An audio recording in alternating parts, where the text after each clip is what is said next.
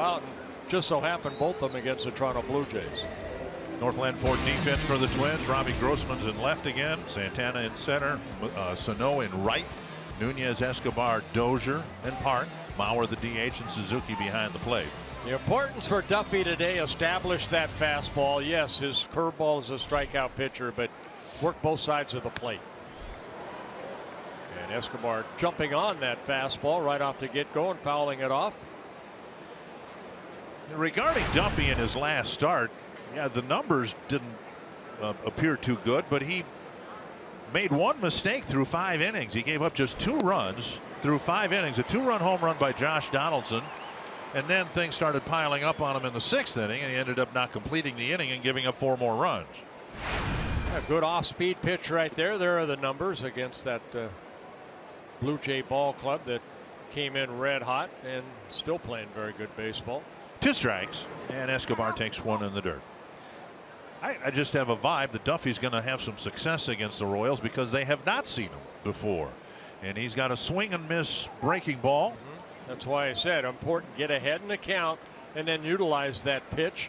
And Escobar, a guy that will put the ball in play, doesn't walk much. Just stuck the bat out there and put the barrel on it.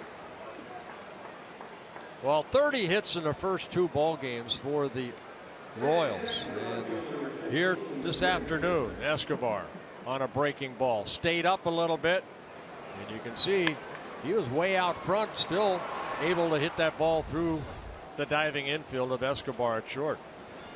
Now Whit Merrifield getting a chance to play in left field. Utility player. We've seen him in the infield, now playing in left field. Alex Gordon's going to be out for 3 weeks at least. Yeah, Merrifield, one of those kids that we talk about that when there's an injury, you spend your time in the minor leagues, and Merrifield over his minor league career has learned to play many different positions. He played third base here a couple nights ago, second base last night, and now out in the outfield. You get to the big leagues any way you can, and Merrifield has spent 7 minor league seasons to get here. Almost 2,700 minor league at-bats. 5, 4. Safe at first. So Nunez firing to Dozier, and Merrifield, who has tools, and one of them his speed, stays out of the double play. Yeah, a lot of minor league, and that's what we have to go off. 138 minor league stolen bases. So yeah, he does have speed, and he did stay out of the double play. Now Paul Molitor has a foot out of the dugout. They're taking a look at it in the replay room to see whether it's worth challenging, and it is not. You have to be absolutely sure to use a challenge in the first inning. That happened earlier this year, and the Twins used the challenge and didn't have the challenge overturned, and then they were without the challenge for the balance of the game. Down and away, ball 1. Lorenzo Cain gave the Royals a bit of a scare here 2 nights ago, fouling a ball off his kneecap, but he stayed in the game. And I don't want somebody to get hurt, but the Twins probably wish that they'd at least given him a day off yesterday. 2-0. Well, 6 for 10 so far in the series with a couple doubles. He's driven in 3 runs, stole a base, currently on a 6-game hitting streak. 12 hits in his last 26 at-bats. Picked up 4 hits in last night's win over the Twins. Fouled over the Twins dugout, and it's 2-1. Duffy with a win 2 starts ago against Cleveland. 7 shutout innings. And then he and everybody else in the Twins pitching staff had a tough time with the Blue Jay lineup. And the Twins would love it, absolutely love it, if he could give them 7 good innings here today.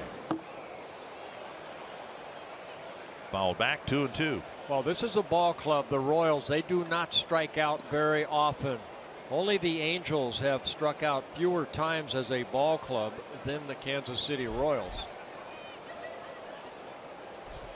So they put the ball in play. They utilize the whole field, most of these hitters. That's close at first, but Merrifield gets back. Duffy fundamentally is a very solid pitcher. We talk about his stuff, but he does a decent job holding runners on. Fields his position well. Chopper to short. The lead runner. And again, Cain beats the relay. So Escobar grounding a single to left center, and then 2 ground balls later, they're 2 away and a runner at first. Yeah, it looked like Brian Dozier could have put a little bit more on that throw for some reason. Let's take a look at this. Escobar feeding Dozier. Had a little trouble with the exchange, and that gave Cain maybe a little extra jump. You know, the grounds are wet here because of the early rain. You want to make sure you get one, and the throw to first is just a bonus. Still a little wet here, raining real lightly. Eric Hosmer, the batter, with 2 down. Swing and a miss. And Hosmer's not enjoyed a good series, but the Royals as a team have, and that's kind of been their theme, I guess, the last couple of years, that hey, if somebody's not hitting, somebody else on the team is hitting. And as long as you have enough guys who are in the lineup, you can score enough runs. This ball lifted to left and deep, and Grossman back and makes the catch. Leadoff single does no damage. Duffy shouts at himself as he gets close to the baseline.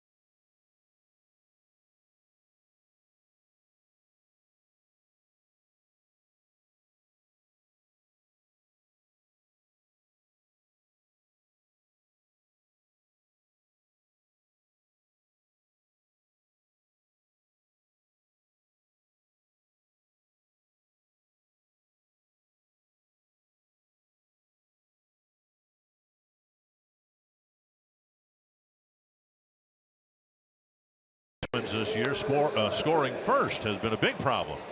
It hasn't necessarily always been the lineup's issue. Sometimes the other guys have jumped on the Twins starter right away. But the Menards batting order for the series finale has Eduardo Nunez leading off, Brian Dozier, then Joe Mauer, Miguel Sano, Robbie Grossman, Young Ho Park, Eduardo Escobar, Kurt Suzuki, and Danny Santana.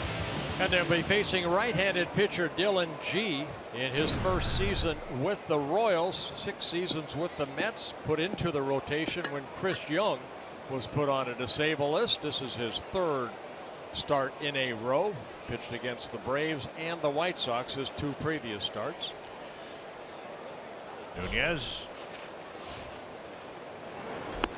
the latest Twins hitter, sad to say, who's been bitten by the leadoff bug. Seems like everybody the Twins have put in there has struggled in the leadoff spot. And now here's a high drive to deep left center field. Gone, a home run for Nunez. And the Twins strike early.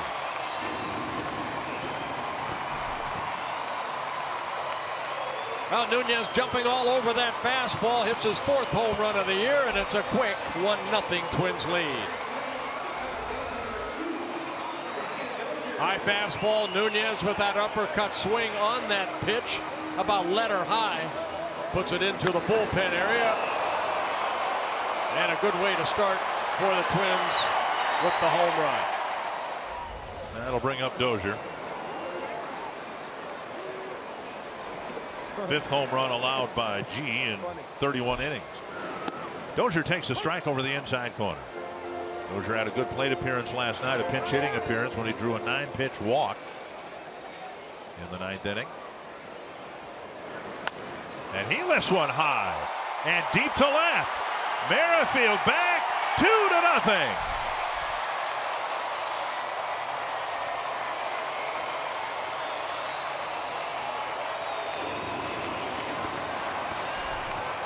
Back-to-back home runs. Brian Dozier hitting his 5th. You know, we talked in yesterday's ball game, Dick, how they had that curveball machine out with Brian Dozier and also Byung-Ho Park.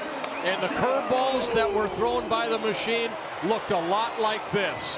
And Brian Dozier, even though he's trying to hit up the middle the other way, when a pitch is a mistake like that, go ahead and let it fly, and Dozier did.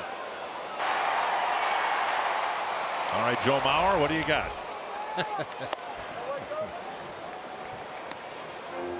Outside ball 1. Mauer hit a home run here the other night in his first at bat. And coming off of Ian Kennedy. Strike called 1-1. Now, G's scouting report, he's not an overpowering right-hander. He has to hit his spots. Very good changeup, and he'll mix in, I'm sure, a better curveball than he threw to Dozier. There's the changeup right there that misses. I think on TV you can even see it's kind of smoky down there. The downdraft after the fireworks. 2 of them, 2 rounds of fireworks. I thought I was in California for a second. 2-1 to Mauer. 3-1, I beg your pardon. Nunez's home run measured at 406 feet for Brian Dozier, 392. And now a full count with Sano on deck.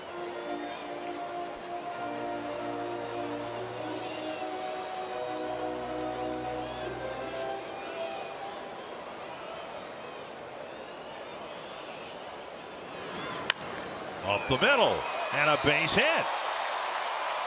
Well, Dylan G's afternoon off to a rough start.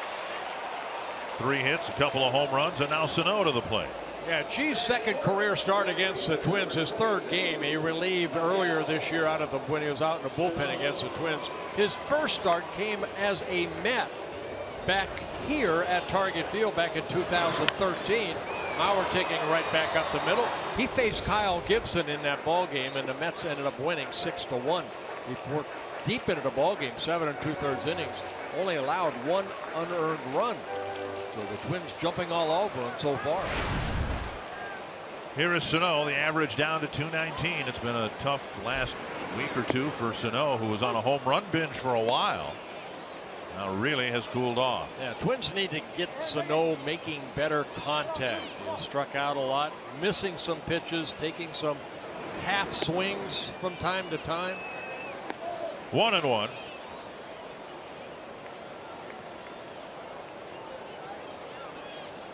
Hit .269 in his rookie season last year.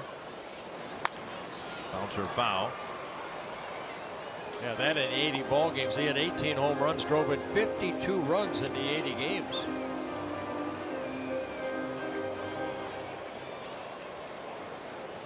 He struck out 66 times this year and 160 at bats. Up and away, 2-2. A half season in Fort Myers 3 years ago, he hit .330 and over 200 at bats. I don't know that the Twins imagine him ever being into the low to mid 300s as a average. 3-2. Good block by Butera. Perez a designated hitter here this afternoon for the Royals, so that gives Drew Butera, former Twin, an opportunity to be the receiver of G's pitches. And a foul ball. And a perfect fit for Butera's skill set here in Kansas City, where you know going in Salvador Perez is going to catch 6 games a week. And basically all the Royals ask of their backup catcher, control the running game, and if you get a hit here or there, that's fine. But mainly we want a good, solid defensive catcher on the rare days Perez doesn't catch. And you got a great one right here in Drew Butera, just like his pop Sal. Full count to Sano. Didn't mean to. Pitch up and in and a foul tip. Sal Butera, of course, part of the '87 World Series ball club. And Drew receiving a ring last year with the Royals, so they have something to show off to each other. 3-2. High fastball, Sano strikes out, one down. G picking up the first out on a strikeout. 27th strikeout for G and 31 and a third innings pitched. Now Grossman hitting fifth again today. Yeah, Robbie Grossman, this is his sixth game as a Twin since being called up from Rochester. Hitting 300 as a left-handed hitter, 600 from the right side. And he takes strike one. 6 hits in 15 at-bats, a couple doubles, a home run. He's driven in 4. Off to a good start. Check swing, strike 2.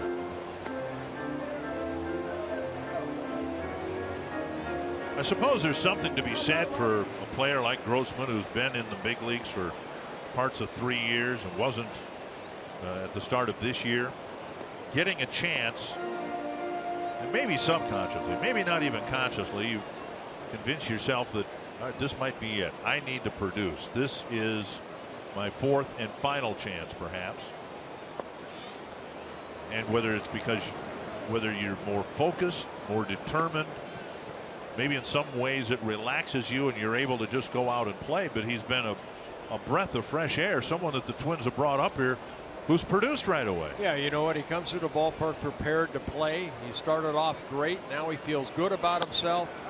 You cannot teach the power of positive thinking. You know, it's easy to think negative, but when you're doing well, whether you're a pitcher or a hitter, or you come to the ballpark, you can't wait to get that bat in your hand and face the opposing pitcher. And 2-2. When you're struggling, that's the last thing you want to do. Still doesn't have 700 big league at bats, but last year in what was an epic, wonderful season for the Houston Astros, he only had 49 at bats with the big league club and hit only 143. So that would cause you, I would think, to do some soul searching in the offseason. A lot of minor league time for Grossman. Good numbers in the minor leagues. And he takes ball 3 with Park on deck. And you see it sometimes. You know, a guy comes up. I know a couple years ago he was in 103 games for the Astros. He got more at bats, but yeah, find yourself trying to stay in the game of baseball. He's been with the Pirates, the Astros, and the Indians. Lifted to left. Mauer was off with the pitch. Retreating to the corner is Merrifield, and he makes the catch. Mauer has to retouch, and he'll get back to first base. So the 4 balls put in play have been hit pretty well. 2 down now, and Park will bat. Northland Ford defense for the Royals. Merrifield's in left, Haynes in center, and Orlando is in right. Cuthbert, Escobar left side of the infield, and Fonte Hosmer on the right side with Butera behind the plate. Yeah, only the Orioles have made fewer errors than the Kansas City Royals.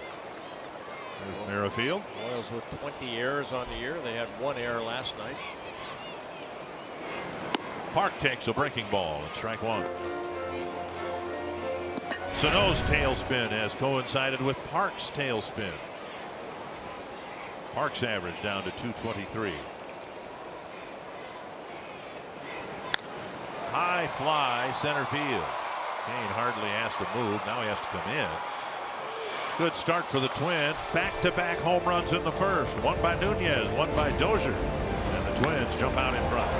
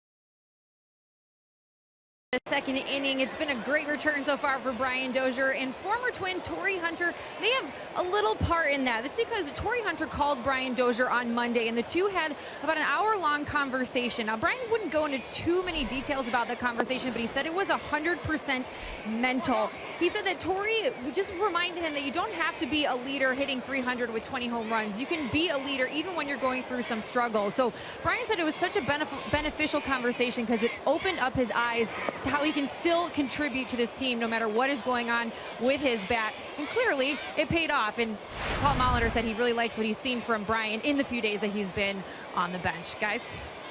All right, thank you, Audra. Yeah, nice way to start the ball game for the Twins. A pair of solo home runs, and now Salvador Perez. Well, you see it from time to time throughout the season. When a hitter's struggling, it's sometimes best to take the little extra batting practice that Brian Dozier did. Listen to your pitching coach. Don't try to listen to too many people, you know, and just go about your business and relax and have fun. You know, keep that shoulder in, keep your head still. Those are all the things that Tom Bernansky told Brian Dozier, and see if it pays off. It did on that first at bat, but a hanging curveball helps too. And now a 5-pitch walk to Perez to start the second inning. This is the area that the Twins have had trouble with this year.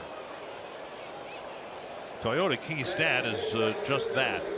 Twins have allowed runs in 38 innings after the team has scored, and so Duffy goes out there and walks Perez on 5 pitches. I'll tell you what, as a former pitcher, it used to eat at me when my team would score some runs and I'd give up, you know, one right back or two, and yeah, boy, that's frustrating. When your team puts a couple runs on the board, put a 0 on the board. That's your goal.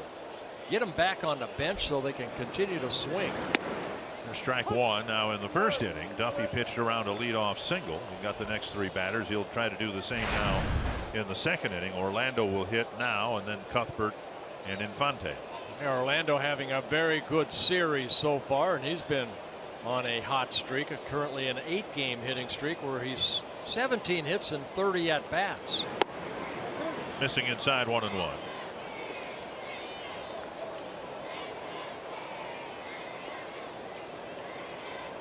Duffy's had 3 double plays turned behind him,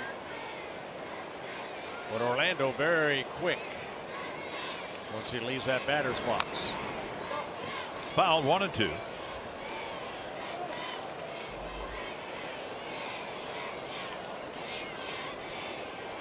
Duffy, 25 years old, making his 16th major league start here this afternoon.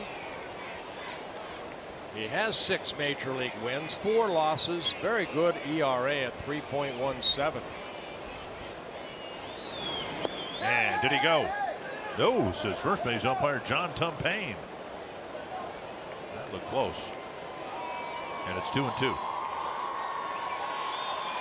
Well, the hard breaking ball, outer half of the plate. You see the ball on the 1 hop. I think he went, didn't he? Very, very close. We think he went. Ground There ball. you go. Turn it.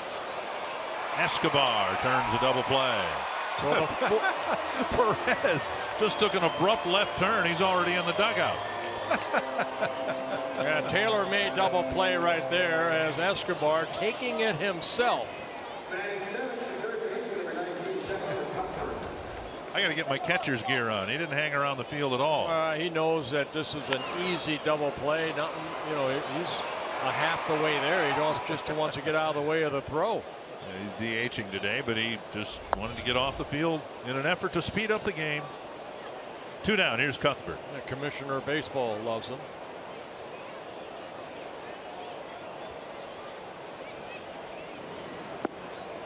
And an off-speed breaking ball. 1-1.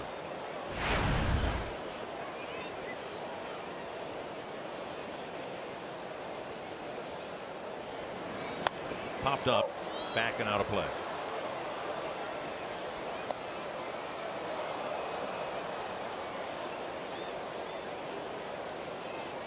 Royals very high on this right-handed hitter from Nicaragua. Cuthbert, just 23 years old. This is his second stint with the Royals. Another chance for Escobar. Chest high hop. And despite the 5-pitch walk by Duffy, faced just 3 men in the inning. Eduardo Escobar's jumped into the lineup. Swing on the bat well. He will lead off the bottom of the second.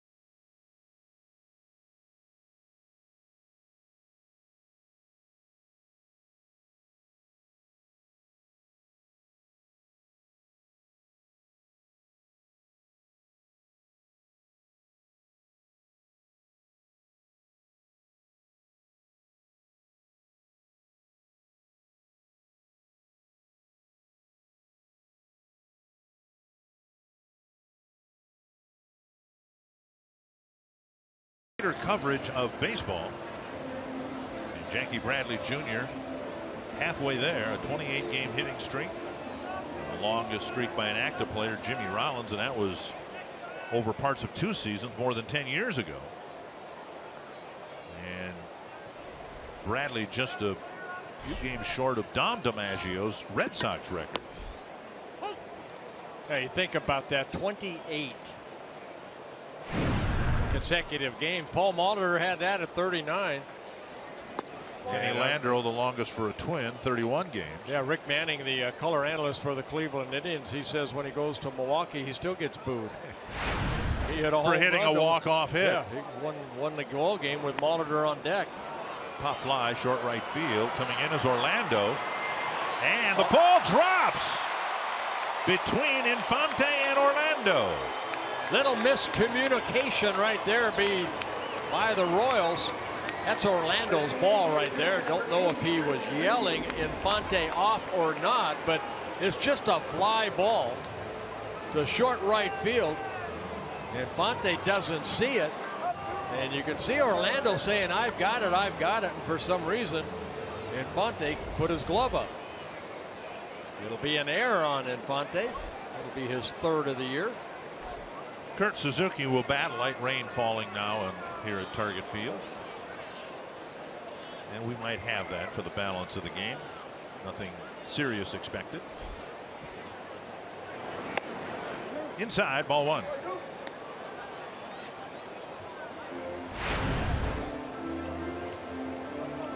Four early hits for the Twins, and who saw the first 2 batters hit home runs against him in the 1st inning, has to pitch from the stretch here early in the 2nd. That ball thrown away, and that'll roll up the warning track. Escobar around 2nd. He'll get 3rd base. And the Royals not looking very sharp right now. Already down 2-0, and Escobar advances on a 2-base error. They take advantage of the error, but now 2 errors. One by the second baseman, one by the pitcher right here as he overshot Hosmer at first base. Not even close. And then it ricochets off that wall and toward right field. And the Royals on the left side anyway, bringing the infield in. And Infante eventually getting there as well. And the count is 1-0 to Suzuki. 2-0.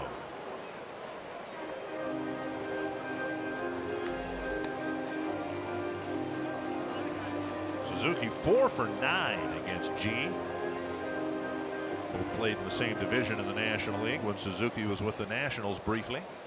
So he got a little more exposure to G than any other Twins hitter. Pounded foul, 2-1. Yeah, G last year started with the New York Mets, but missed about a month of the year with a right groin strain, and then was designated for assignment, and then spent the finish of the season down in AAA.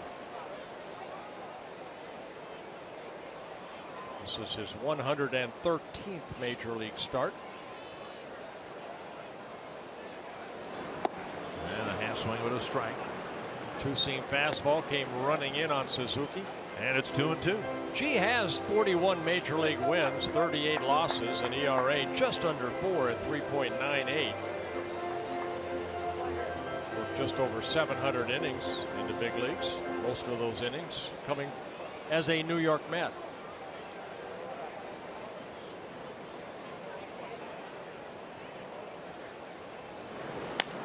And pulled foul.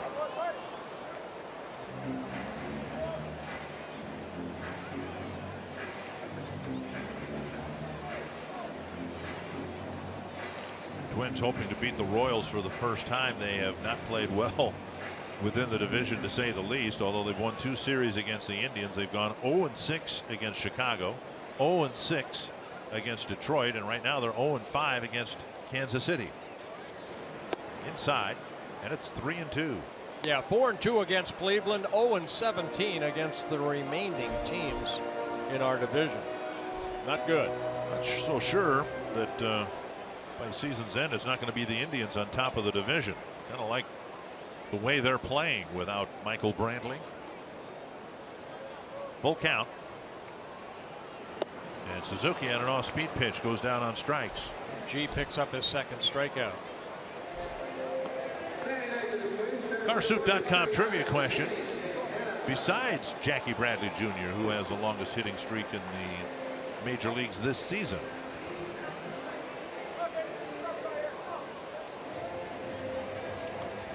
so Paul Molitor giving some signs here. Santana, an adept bunter. He got moderate speed at third. We'll see if the Twins put a play on here. The Royals have the infield in. Fouled up the line, and Santana with at least one full swing in this at bat. Problem is the last couple of bunts for Danny have been popped up, including one last night. Saw G. Glenn right there go through the signs. I don't think he's going to be bunting here. Looking for something hit hard through the infield. Up and in.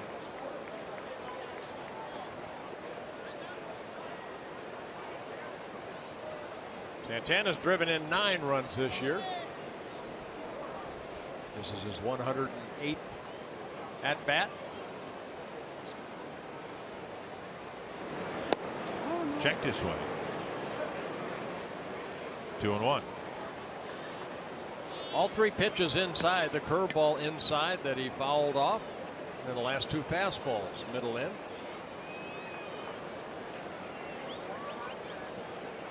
Trying to jam him right here. Watch Butera behind the plate. Does he go back in again? Yep. 3-1. Nunez on deck.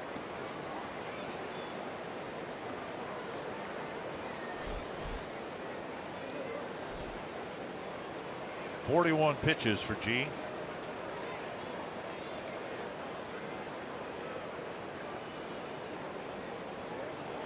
Royals have tried very hard to give the Twins a run here in the second inning. See if they can get that run in. 3-2. Yeah, 3-1 curveball right there by G.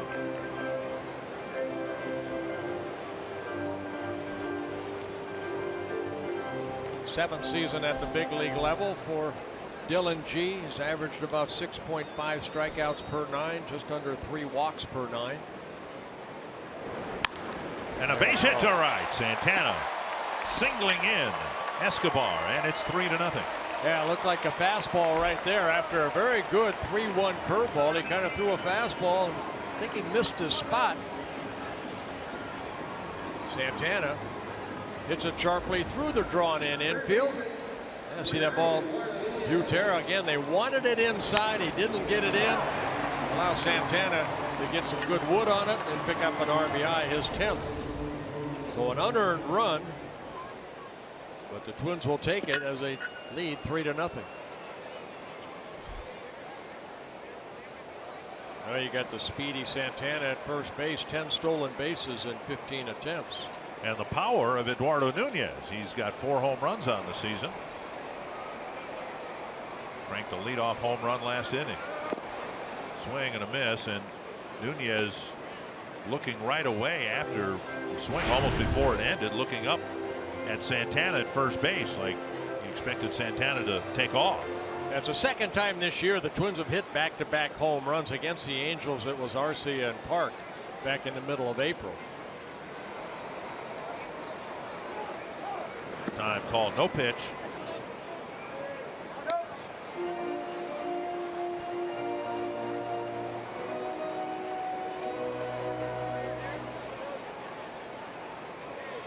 Back-to-back home runs. It's the 5th time in Twins history the first 2 batters of a ball game started the ball game off with a home run. Drilled to center field. And Nunez is right on the ball. First and second, 1 away. Brian Dozier will hit next. Well, Paul Molitor, Dozier in the game because he was very impressed with the at bat he had against Wade Davis. He took a strike fastball away. The breaking ball missed. He fouled off a fastball in. Now the count's in Davis's favor, and you can see Brian fouling off some pitches to keep the bat going. But then that's the pitch right there that Paul Molitor is saying that in prior to maybe the couple days off, that was a pitch that was giving trouble to Brian Dozier. So he laid off of those, ended up drawing the walk.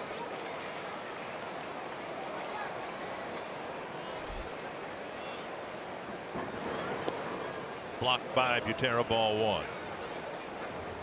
While the focus has been to get Brian to use the whole field, they don't want to sacrifice what Brian provided in the first inning. A hanging breaking ball. They still want him to open up and let it fly if the pitch will accommodate that. See Butera sitting away. And that's what we have seen pretty much all year long. Catchers setting up, down, and away. And rather than hit the ball to the right side with authority. Yeah, it's not a matter of hitting it down the right field line. It's a matter of hitting it up the middle toward, more the second baseman where Infante is, and there's a little gap over there. Swing and a foul. And what talking to Tom Berdansky, what he wants him to do is let that ball get a little bit deeper into the strike zone, kind of what shades of what Joe Mauer does so well. You can see a hit by direction, 19 to left field, only 3 to right. 1 and 2 to Dozier. Twins have already added 1 run here in the second inning.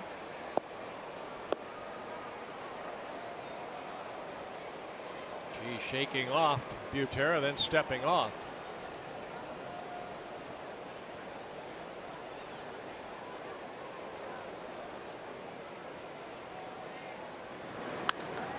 Pitch up and in, and it's popped up over the Kansas City dugout. See, Brian's still quick enough that he can do this as long as he waits back nicely. Now this is a hanger. When you see Brian, outstanding swing in the second deck, that home run went at 392 feet.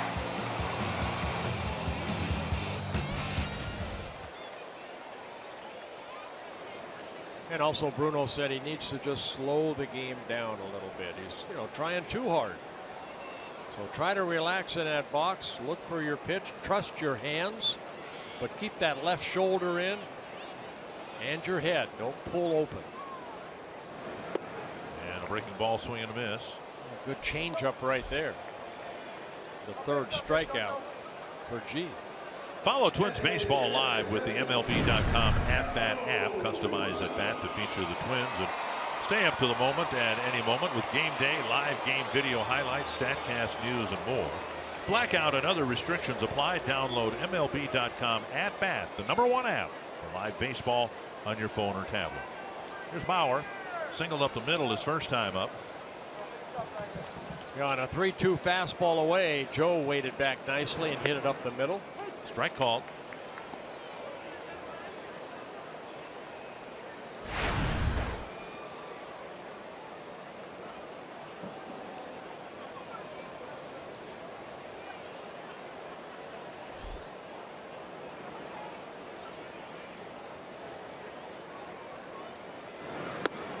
Sails up and away. 1-1.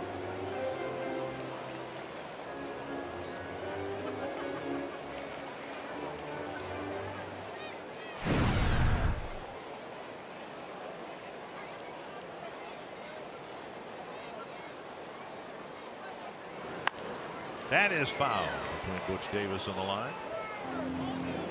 1-2 to Mauer.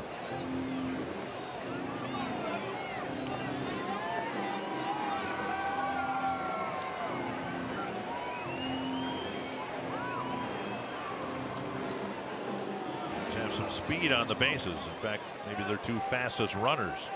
Santana at second, Nunez at first. Mauer trying to give them some exercise. Inside, 2-2.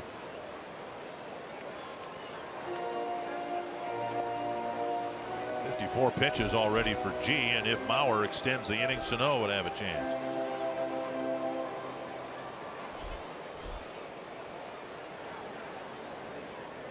Not a very good. Too many pitches. Too many pitches. And a changeup gets a strikeout. 4 strikeouts. 3 singles in the inning for the Twins and another run.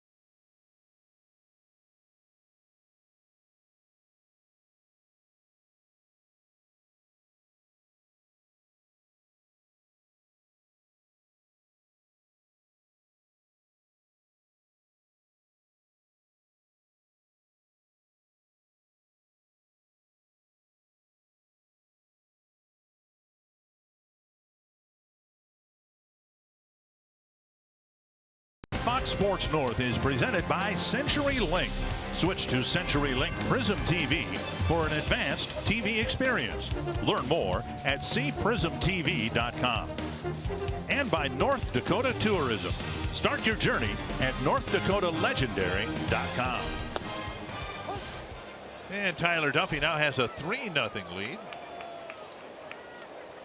With Danny Santana out in center field, Omar Infante leading off the third. Butera and Escobar will follow. 1-1. Well, Duffy's done a good job of this year against right-handed hitters. Right-handers hitting only 185 off of them coming into this ball game. It's left-handers that are giving him a tough time hitting 345. Swing and a miss. And it's mainly because of that pitch right there. Very good control of that curveball down and away. Now his last start he said he had trouble with that curveball. So far so good here, looking for his first strikeout. And off the plate, 2-2.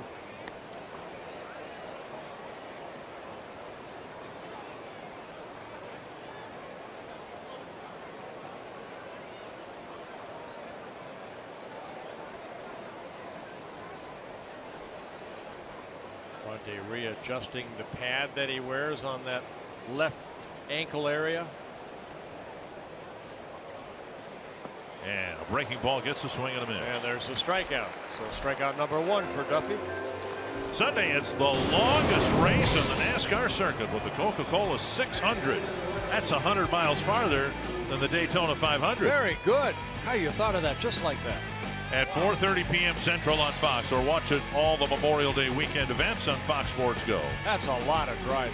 My goodness. That used to be nothing, but it's more than nothing now when I'm in the car and I'm driving. Did you you must have gone on some long car trips when you were a younger adult? It was kind of fun to get in the car and just go. Yeah, my parents would put me way in the back, and then we don't know where we went. They'd drop me off and make me walk back home. It wasn't right. No, but I mean, when your kids were younger, did you go on any long car trips? No, you know what? The only thing is when I played here, a lot of times, we lived in California, so I would drive back home, and then. How many days would it take you? A couple days. That's all. Okay. I know one time I took my daughter, the other time I took my son, just some alone time with them, which was nice. For you, what about them? Oh, well, they slept the whole way. 1 and 2. We'd take long family vacations, and we'd always stay with like shirt tail relatives, whether we knew them well or not. Go to Wichita, Kansas, and we had some shirt tail relative there, and we'd drop in on them and spend the night with them. Is that your cousin Eddie? I'm glad people don't do that anymore. Butera strikes out, 2 down. I bet it was a station wagon too, wasn't it? No.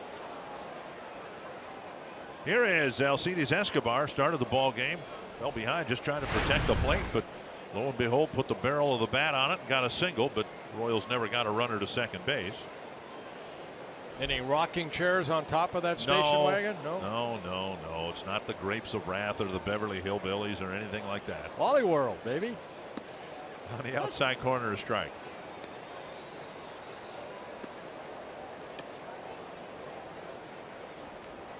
You'd stay with relatives, and then they'd stay with you, and you'd have to ask the question, all right, now, who is it again that's making me sleep in a sleeping bag because they're sleeping in my room? I've never met these people before. 1-1 to Escobar.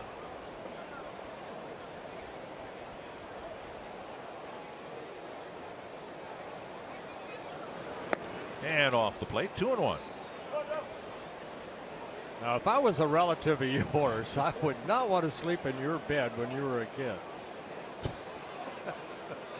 I'm sure your room was pretty messy. I guess I'm glad on the first count that you're not a relative of mine.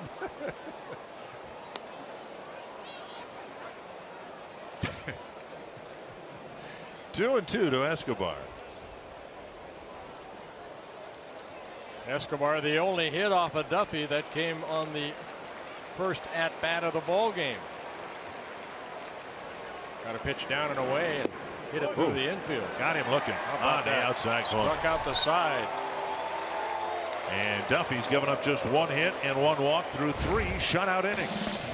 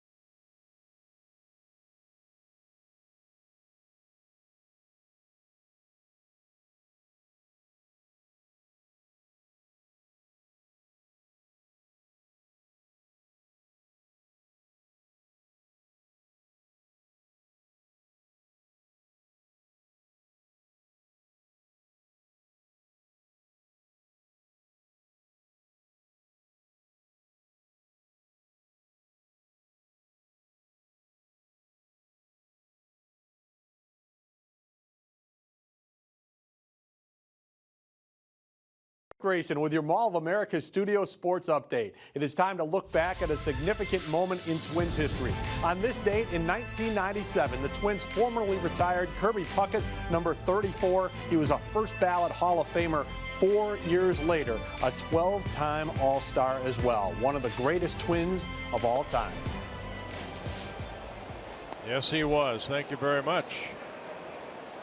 A lot of retired numbers up there for a franchise that's only been in existence 56 years in Minnesota. Sano takes a ball, takes a strike. He struck out swinging in the first.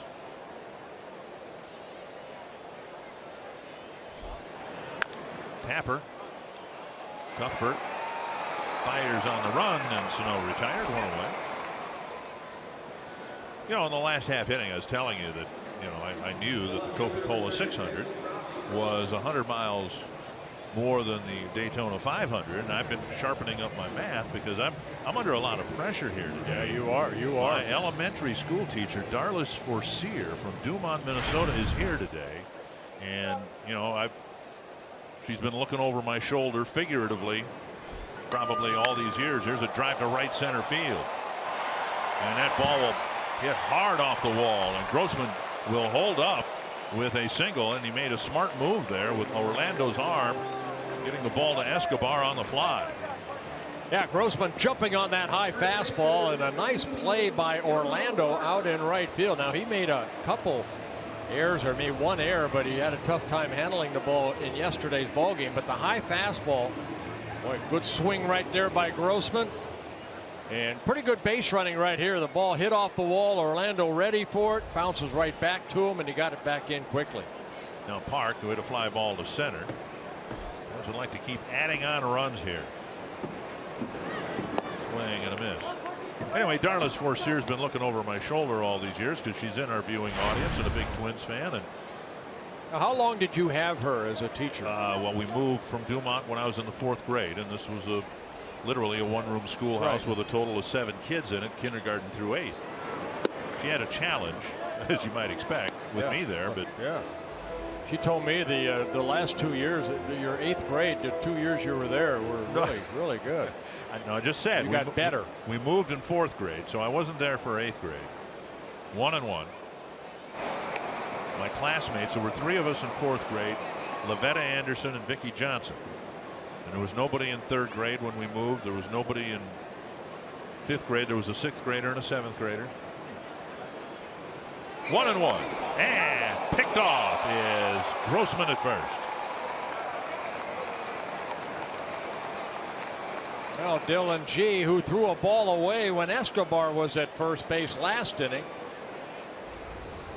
Grossman trying to get a good lead, and you saw that little bit of I'm going to go on that pitch, and you got him right there. So a good throw, quick tag by Hosmer.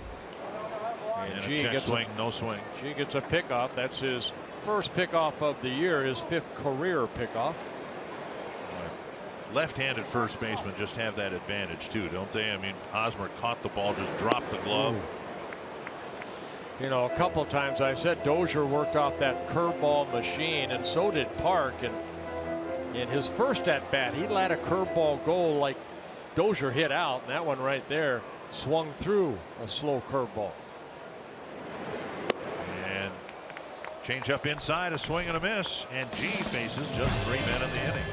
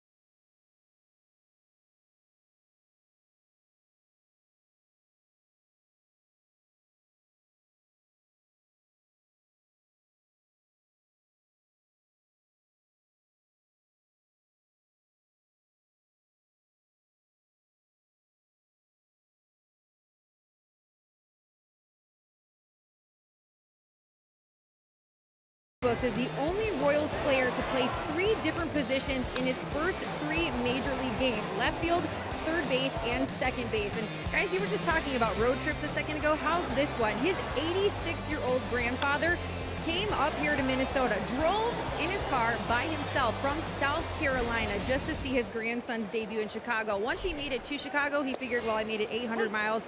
Might as well just go an extra 400. So he drove over here to awesome. Minneapolis. So he's been watching these games, and he told our Fox Sports Kansas City colleagues he wants to go back to Kansas City, but he thinks he has to go home because he's got to pay some bills. So priorities, I guess, but at least he's here to see this. Isn't that awesome? Merrifield, I don't think he offered at the pitch. He ran out of the box. I don't think he offered at the pitch at all, but it's called a strike 0-2. Thank you, Audra. Merrifield with 3 doubles already in the series. Yeah, Merrifield from Florence, South Carolina, signed by the Royals out of University of South Carolina back in 2010. And a base hit on an 0-2 pitch. And Merrifield's aboard. 3rd inning where the Royals have gotten their leadoff man on against Duffy today. It looked like a curveball, and it stayed middle in. And Merrifield, who came into the ball game 6 for 18, picks up the 2nd hit for the Royals.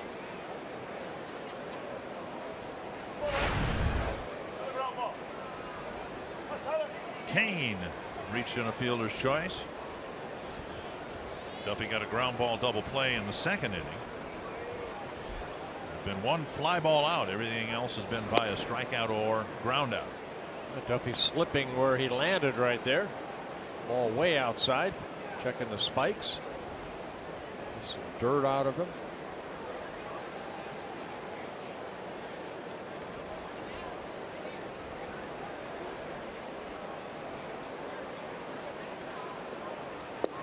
Now 2-0. There's only been 1 stolen base off of Duffy in his first 15 major league starts. A successful one. Pretty quick home. He'll utilize that slide step.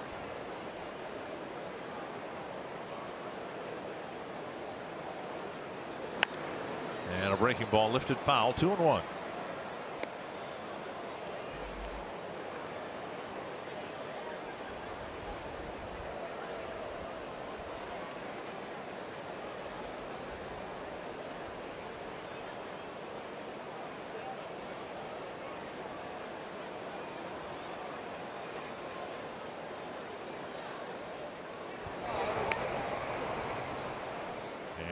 Merrifield gets back.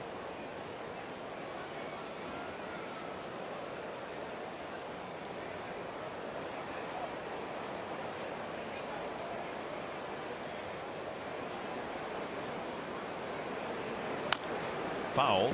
It's 2-2. Making again, you can see Kane does not get cheated. 2 breaking balls the last couple pitches. He swings hard.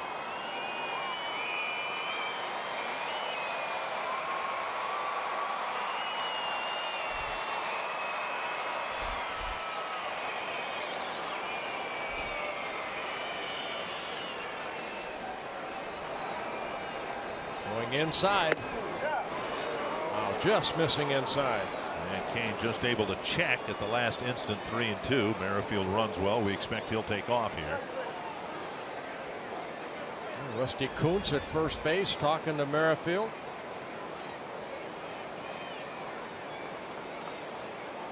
A team that doesn't strike out a lot. And safe at first. Merrifield nearly got picked off, and Paul Molitor's got his foot out of the dugout. Twins will take a look at this. Well, the quick move by Duffy, and Parks tag right on the elbow. And I don't think they'll challenge.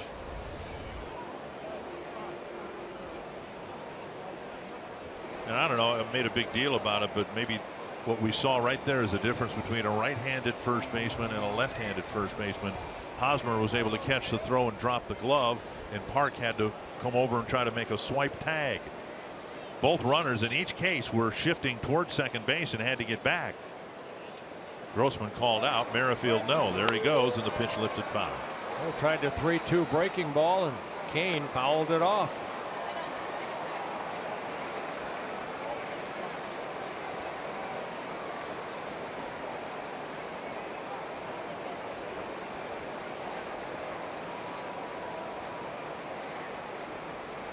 hoping for a chance at an RBI spot later this inning.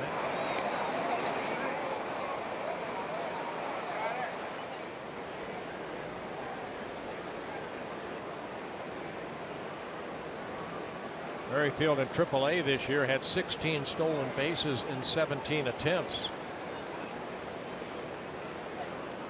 There he goes.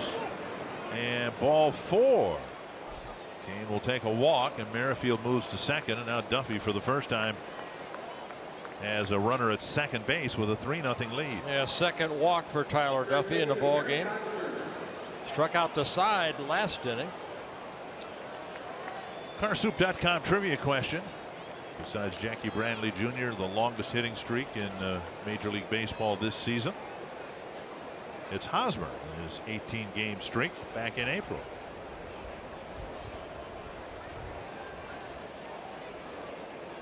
Hosmer hasn't done much yet in this series, but nevertheless the Twins don't want him up there with 2 men on base. Inside ball 1. Oh, this guy's still a dangerous hitter. Twins have struck him out 5 times in the series. Duffy would love to get him here. Just 1 hit so far in the series. Hit into a double play 2 nights ago. 2-0. 53 pitches, 32 strikes for Duffy. About 4 or 5 fastballs I've seen Duffy miss. I mean, he's trying to go in right there, but misses off the plate. I mean, not even close. Now you got to rely on that 2-seam sinking fastball and hopefully get a ground ball. Driven to left, and Grossman can't make the play. A one-hopper off the wall. Merrifield scores. Kane's going to be waved around, and it's a 3-2 ball game on a double by Hosmer. Yeah, Kane got a great read with his speed, scores from first base. So Hosmer with the count in his favor. Duffy has to go away, which he tries to, and he does. But the ball left up a little bit, and all these Royal hitters, we've seen the 30 hits they got the last couple ball games. All these hitters seem, if you're going to pitch them away, they'll take it that way.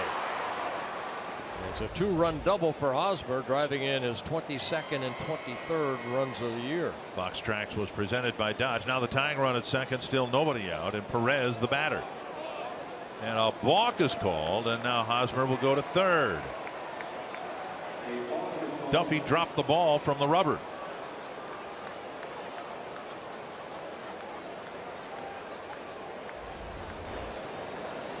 See right there, just dropped the ball as he started to get into the stretch position. So now the tying run at third, nobody out. The Twins will play the infield back.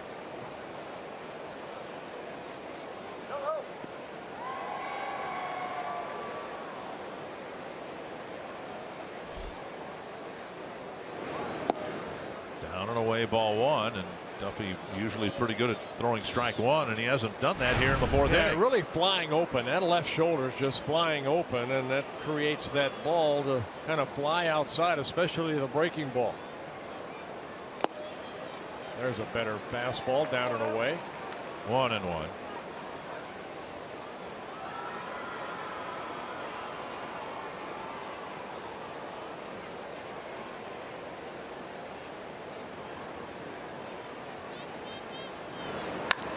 To right field.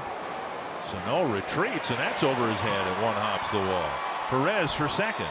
The Royals have tied it on a single, a walk, a pair of doubles, and it's 3 apiece.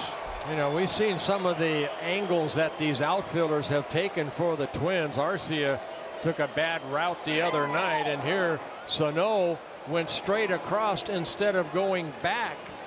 That ball ended up over his head. So Perez continues to swing a hot bat. He's looking for a sacrifice fly. Instead, it's another extra base hit To the opposite field. You can see Sano kind of went to his right and then went back rather than straight back. So an RBI double for Perez, his 11th double of the year, driving in his 25th run. Neil Allen, a quick trip to the mound. A quick exit with Allen running back to the dugout. Now the trouble started on an 0-2 pitch to Merrifield. He got a base hit on Duffy's 0-2 pitch. Then a walk to Kane. Now a pair of doubles against the fence. And here is Orlando, who bounced into a double play his first time up. To the right field corner. Foul. Not by much.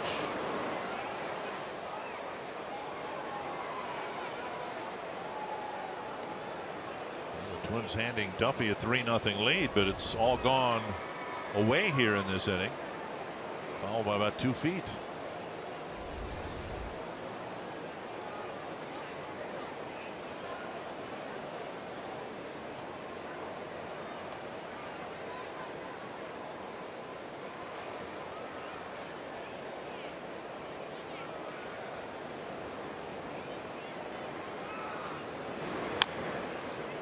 Dribbled foul.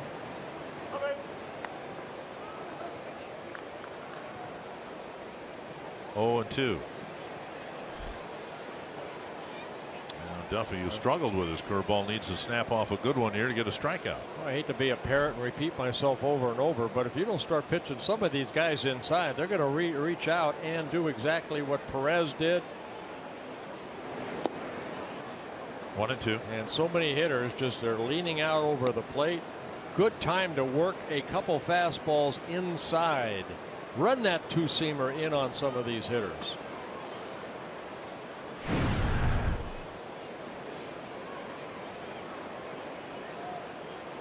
One and 2. Like that. They got a swing and a miss, and strike 3. And strikeout number 4. Until you get more aggressive out there and you see guys leaning out over the plate, you have to do that. You have to constantly Kane, Perez, Orlando right there. A lot of the right-handed hitters, Escobar, you have to show them that you will come in. Well, they'll lean out and just hit it the other way. Might have been a changeup for a called strike.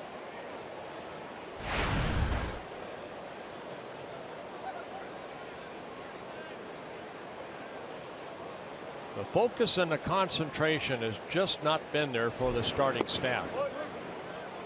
They come into this ball game combined 5-22 with an ERA combined at 5.34.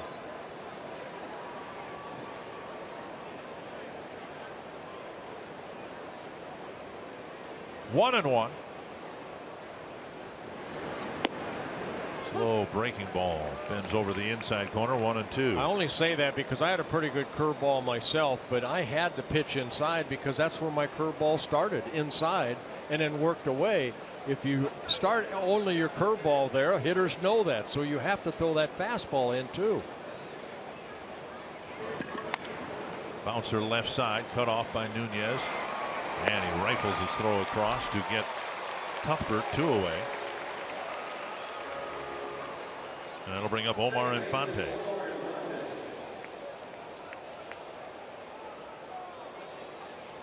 Well, Duffy was sailing along fine until the 0-2 single by Merrifield. Now trying to get the Twins off the field in a tie game. Yeah, his first 3 innings, 13 pitches in the first, 14 in the second and third, and right now he has thrown 24 pitches here in the 4th inning.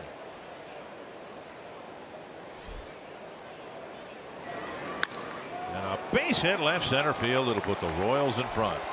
Infante sends one all the way to the wall. It's another extra base hit, and Infante wants to make it a triple, and he'll have a 2-out RBI triple. It's 4-3 Kansas City. Well, breaking ball left up, and Infante splits the gap out on left center. It's his first triple of the year for the Royals. They're 8th. Salvador Perez has a couple triples.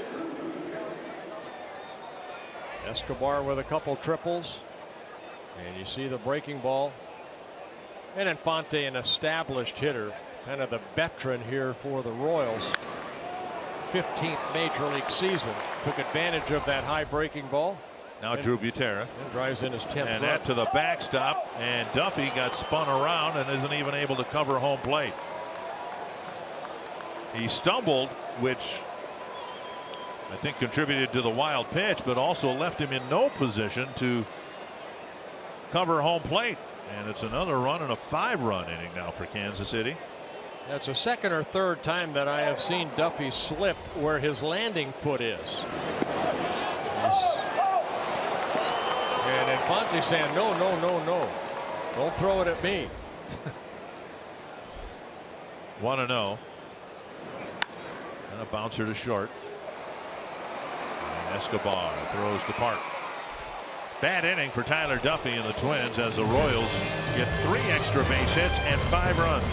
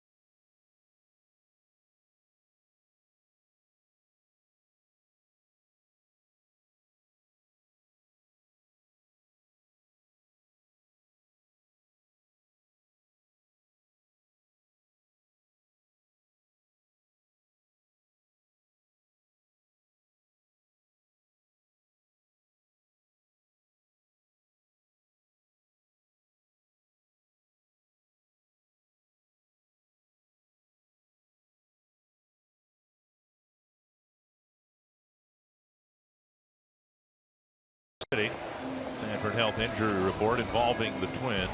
Darren Mastroianni suffered an oblique strain in the batting cage a few days ago, so he was put on the 15-day disabled list. Glenn Perkins transferred to the 60-day DL. And the moves made because the Twins felt after a couple of short starts they needed to get a 13th pitcher up here, and he's Buddy Boshears. Yeah, Boshears, who pitched in independent baseball last year. Boshears out on that bullpen. A left-handed pitcher. A little flare and into right field. Escobar has another base hit. He got 7 hits since coming back to the Twins. And the Twins will try to do what has been done to them so many times. We talked about it before.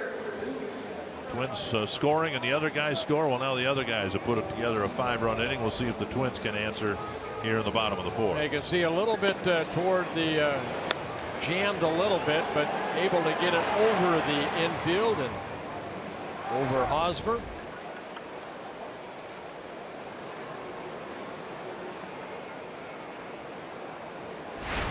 Now Kurt Suzuki, who struck out in the second inning. Right off the end of the bat, foul.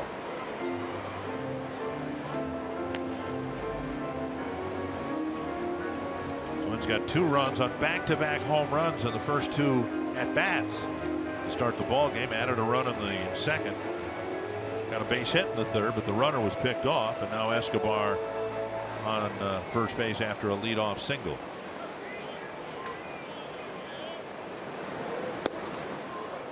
One and one.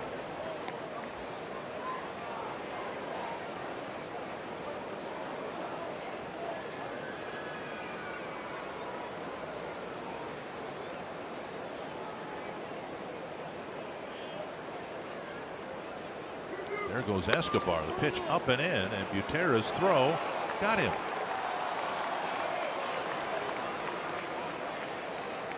And Escobar may have spiked Infante. I'm surprised Escobar was taking off there. Well, one thing Drew Butera brings is an outstanding arm behind the plate. He got a good jump right here, but Butera's throw right on the mark. And I think when Escobar came up, you can see the tag right there. Got a hit Infante. That had to have been a missed sign, don't you think? Hit and run or something?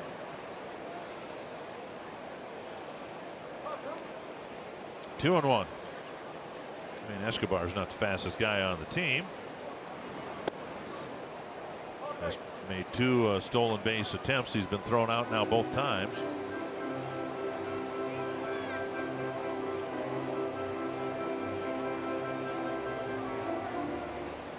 Three and one now to Suzuki.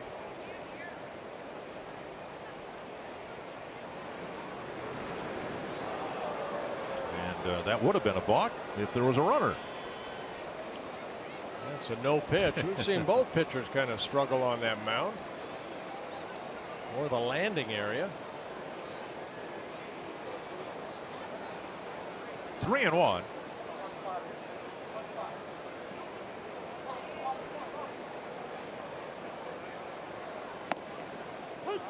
Three and 2.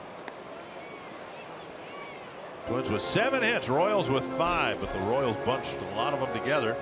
4 hits, 3 extra base hits, put a 5 spot up in the top of the 4th. And a foul.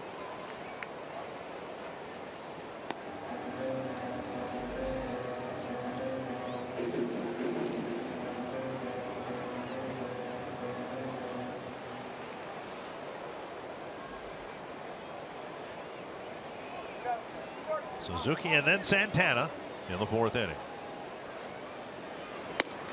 And a strikeout, 2 down. And strikeout number 6, getting Suzuki for the 2nd time for Dylan G.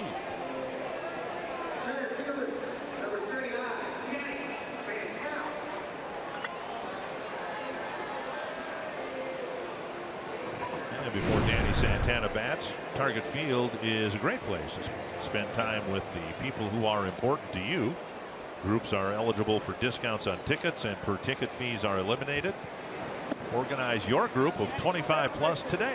Learn more by visiting twinsbaseball.com/groups or call 800-33 Twins. Ask about a Twins Target Field group outing.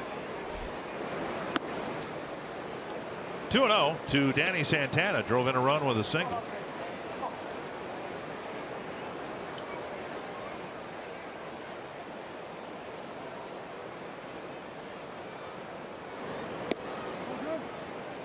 And now 3-0. Dylan G's hardly been sharp today himself, but he's got a 2-run lead, falling behind the number 9 batter. 3-0. He hasn't walked anybody yet. He does have 6 strikeouts. He has given up the 7 hits. The back-to-back home runs to start off the bottom of the 1st for the Twins. And a 4-pitch walk, or 5-pitch walk rather, to Santana. Santana, especially with 2 outs, would be much more likely to try to steal here. Nunez has 2 hits, a home run in the 1st, and then a solid single to center in the 2nd.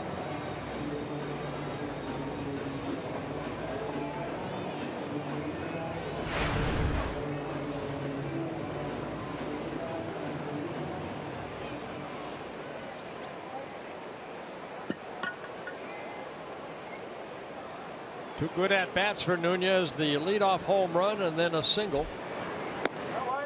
Takes a pitch up. Ball 1.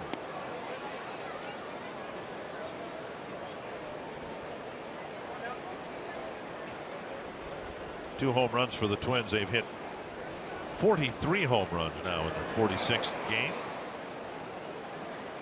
Yeah, they've allowed 63. Wow, that's a big number.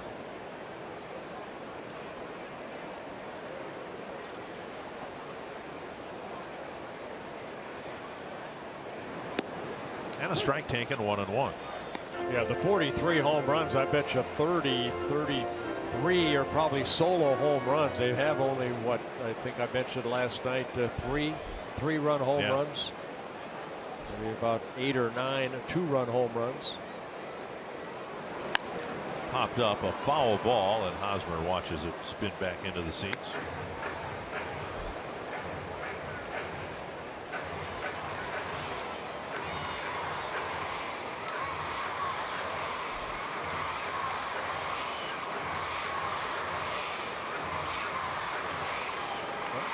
G again taking the place in the rotation for Chris Young. This is his 3rd start since starting the season in the bullpen.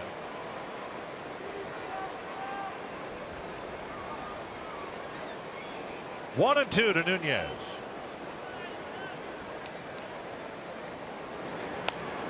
And a breaking ball lifted over the Twins dugout.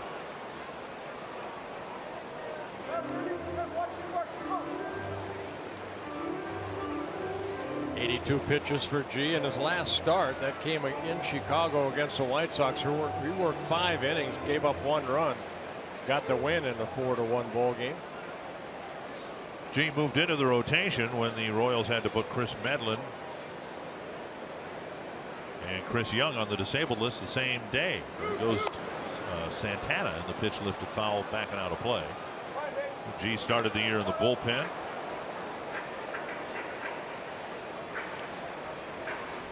Young leaning over the railing. Yeah. Young put on the disabled list with the right forearm strain. And Medlin with the shoulder. Yep. Rotator cuff. 1 and 2.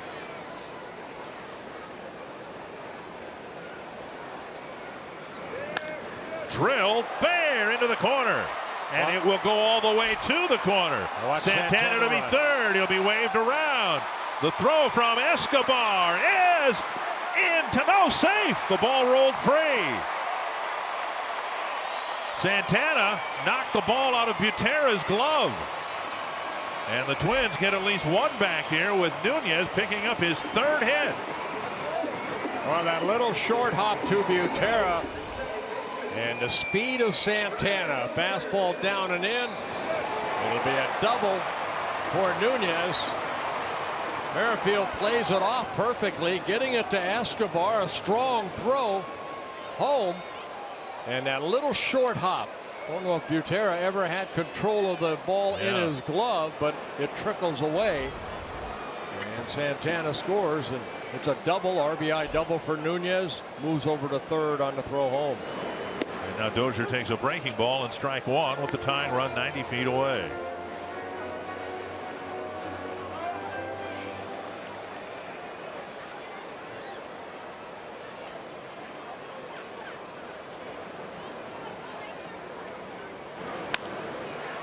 Line to the 3rd baseman Cuthbert. The Twins get 1 but leave 1 at 3rd. It's a 5-4 game after 4.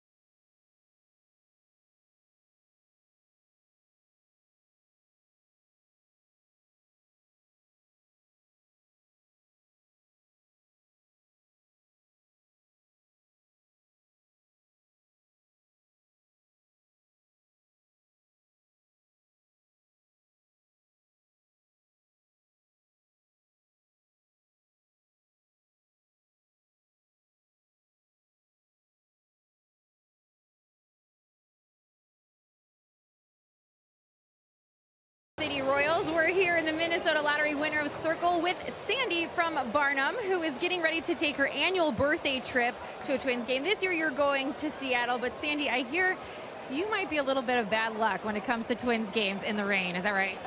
Well, last year my daughters were going to take me to Boston, and so we came to the Twins game the night before, and it rained like crazy, and there was about a 2-hour delay. But we got to Boston that Monday, and the game got rained out because the storm followed us right there. And now you're back and it's raining again. So, but I do know you're also good luck for one of the players. Well, Arcia, right? Arcia, the 2 times that I've been here, he's hit the winning home run of the game. So I think I'm his good luck charm. All right, well, then we can forgive you for the rain. Well, you're going to get $100 worth of scratch-off tickets from the Minnesota Lottery and have a great time on your trip to Seattle. Thank you so much. You're welcome. All right, guys, back up to you. Well, I can thank you very much. And it can rain all you want. It wants in Seattle. They have a roof. That's true. Because it rains an awful lot in Seattle. Barnum, of course, just a little bit off Interstate 35 on your way up to Moose Lake and Duluth. Yeah, Duffy needs a clean inning right here. He just gave up a base hit to Escobar, his second hit of the ball game. It's a 4th time in 5 innings the Royals have put that first runner on base. Well, Duffy working out of the stretch a lot here this afternoon. Missed the inside corner there, 1-0.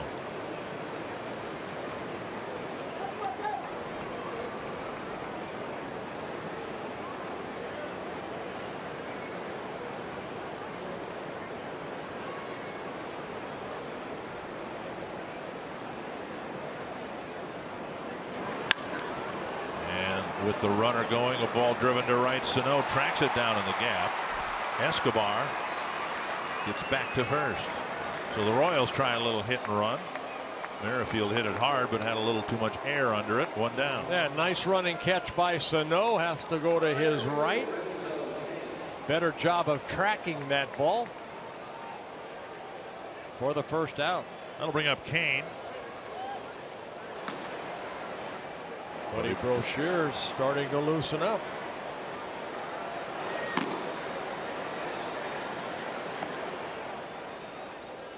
Royals, as Bert mentioned, 3 leadoff singles and a leadoff walk, so it's been a struggle for Duffy. Double play grounder. Nice pickup by Escobar. Fine play. And a double play with Escobar picking up a hot smash and starting a double play.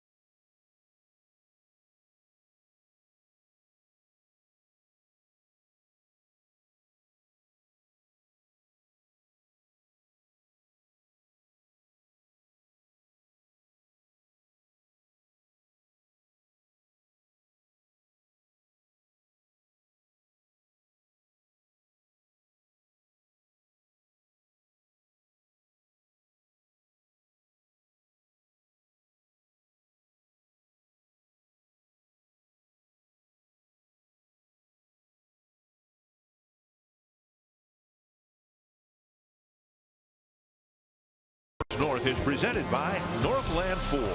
Visit northlandford.com and your local Northland Ford dealer today. And by Grand Casino. The best stories start here. Wild game. Twins had a 3-0 lead. Royals had a 5-3 lead. One's got one back, bottom of the 4th, and now Joe Mauer will start the bottom of the 5th. Sano and Grossman will follow. Neither starter has been particularly effective. Twins have had in the last 2 innings a runner picked off first, and then what I'm guessing was a missed sign by somebody. Escobar thrown out trying to steal second with Suzuki at the plate. So the Twins have made 2 outs on the bases, and now Mauer with a liner to left, a leadoff single here in the 5th.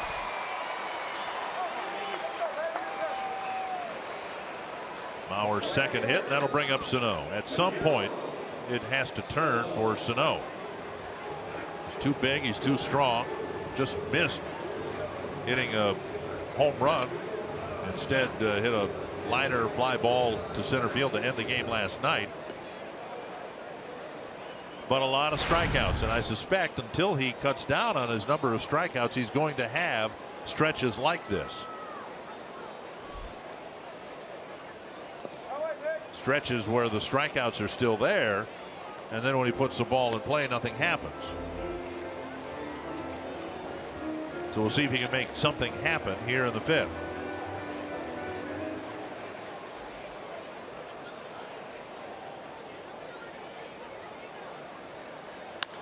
Something happened.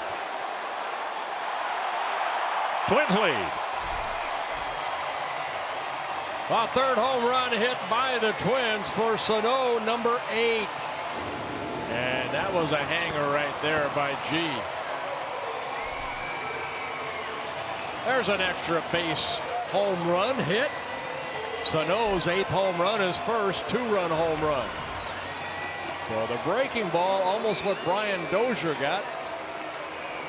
And Sano's first hit of the series is a big one, giving the Twins a 6-5 lead. And Dylan G didn't handle his 2-run lead very well or for very long.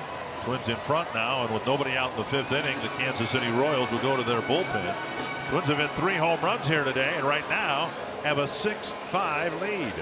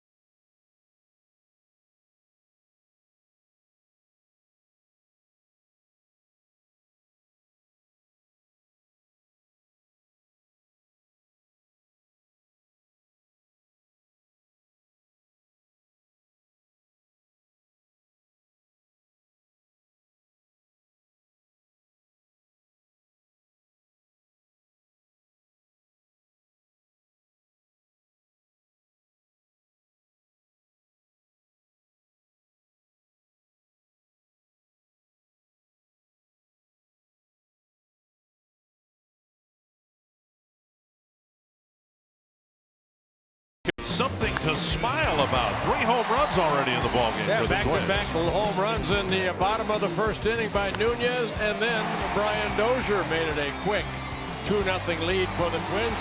Twins added another run, an unearned run in the 2nd, and then the big 2-run home run right here by Sano. Measured at 420 feet. Sano hitting his 8th home run of the year. Mauer single, Sano's home run. The Twins have a lead, and now Robbie Grossman delivered a single his last time up. Scott Alexander, the first one out of the bullpen for the Royals. And Grossman lifts it high and deep down the left field line, but out of play. Grossman now 7 hits in 17 at bats. 3 extra base hits. 3 walks. Alexander worked here on Monday night, an inning and 2/3 through 28 pitches, 19 for strikes, gave up a run with a walk and a strikeout, making just his 6th major league appearance. And inside a ball, 1-1.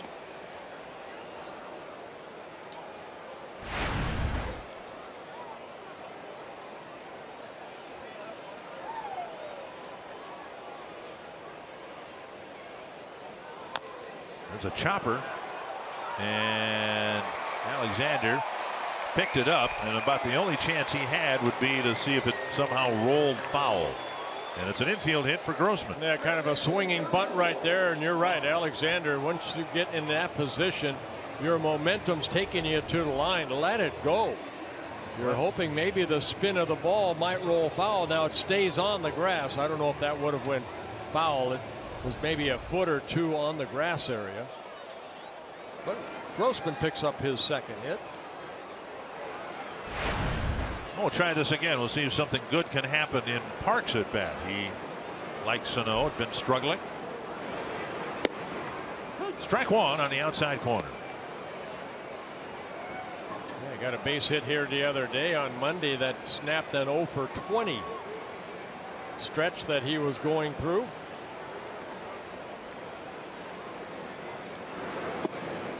One and one. This is really an odd stat. Now, granted, the Twins haven't seen much left-handed pitching, but Park just 2 hits in 15 at bats against lefties, hitting 133.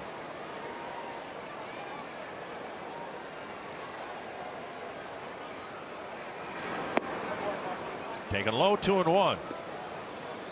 Paul Molitor said the other day, talked with Park, and was trying to communicate with him and try to find out, you know, what it was Park did, what his routine was when he struggled in South Korea. And Park essentially told him, I never struggled in South Korea. So he's going through kind of a unique experience in that front too. Well, 9 seasons in South Korea, 281 hitter, 210 home runs, and set a record last year when he hit 53 home runs, most in Korean baseball. 3-1. And a ground ball to third. Cuthbert to Infante, and it's a double play, 2 away.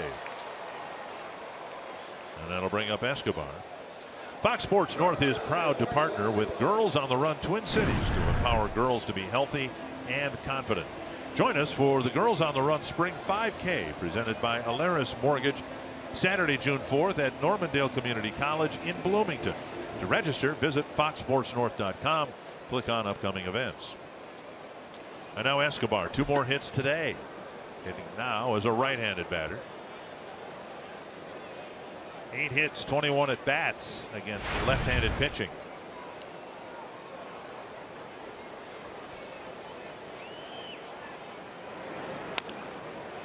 Short fly ball to center, and Kane comes in. And Alexander gets 3 outs, but after a Sano home run has put the Twins back in front.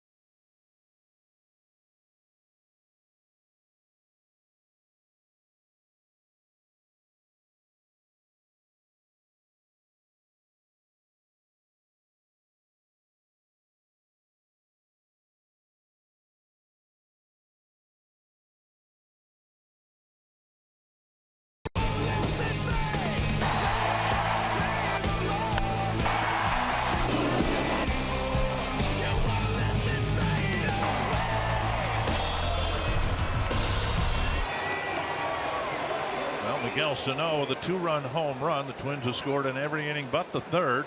They've got a 6-5 lead, and now we'll see what Tyler Duffey has left in the tank here. Facing Hosmer to lead off the top of the 6th inning. Missing on the first pitch, ball 1.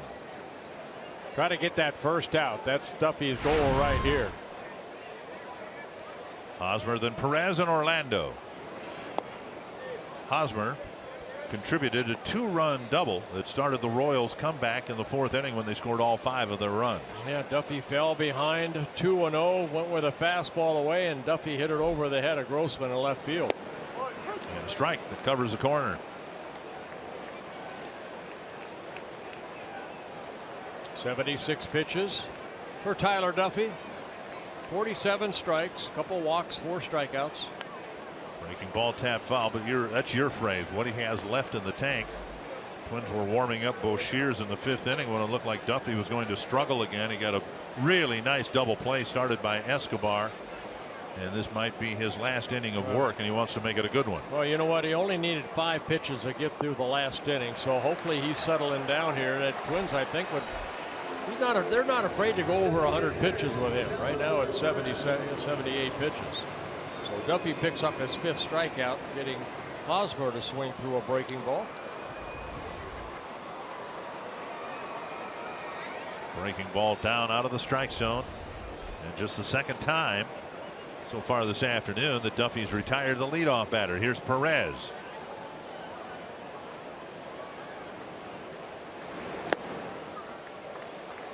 Foul tip and strike 1. Perez backed up Hosmer's double with a game-tying double. And then 2 more runs scored after that, and the Royals had a 5-3 lead. Hart gets the 2nd hop into the bag, and 2 outs, 2 very quick outs here in the 6th. Well, you know what? Sometimes as a pitcher you go through a little stretch, and that 4th inning was not a good inning for Tyler Duffy, and this is where you want to get that 2nd wind, and so far so good. Yes, he gave up the base hit to Escobar to lead off the 5th, but then got Kane to hit into that quick double play. Orlando's 0 for 2, bounced into a double play and struck out. So only 80 pitches here with 2 outs in the 6th inning. Yeah, you're right. Given what has happened the last 2 nights here, is a ball hit up the middle and into center field, and Orlando hits the ball hard for a 2-out single. Orlando with that base hit keeps his hitting streak alive.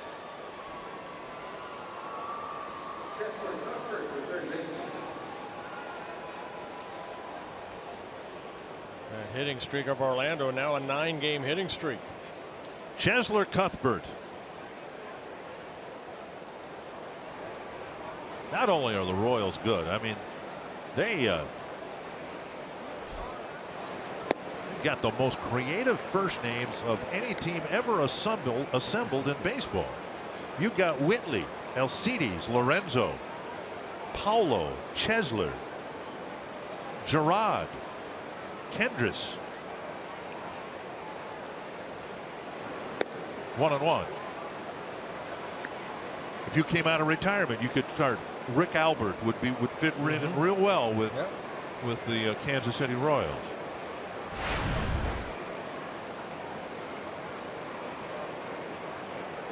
One and one.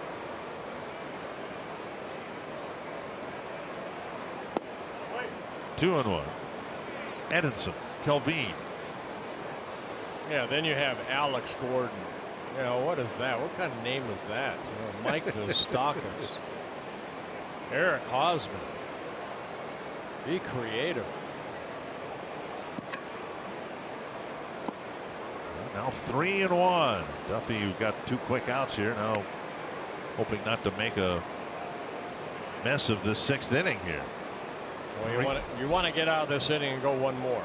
That bullpen has been taxing.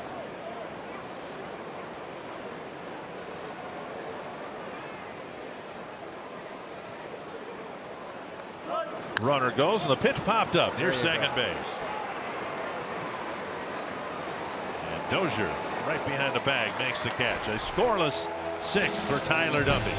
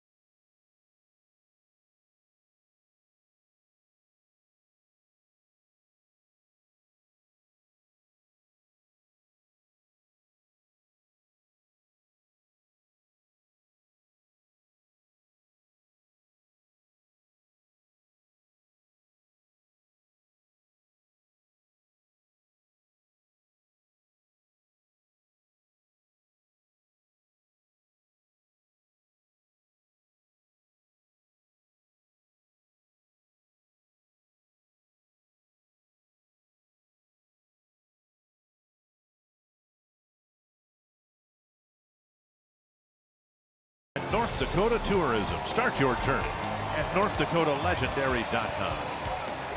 With Audra Martin, Bert Blyleven, Dick Bramer here at Target Field, and those are our Pepsi fans of the game. Some of the kids who are here, some of them out of school for Weather Day. And we had some weather earlier today. That started about 25 minutes late. Kurt Suzuki will lead off the 6th for the Twins. And Scott Alexander going out for his 2nd inning of work. Relieved Dylan G last inning.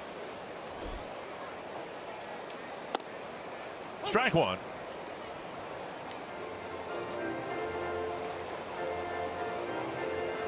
Alexander, a September call-up last year for the Royals, 26 years old.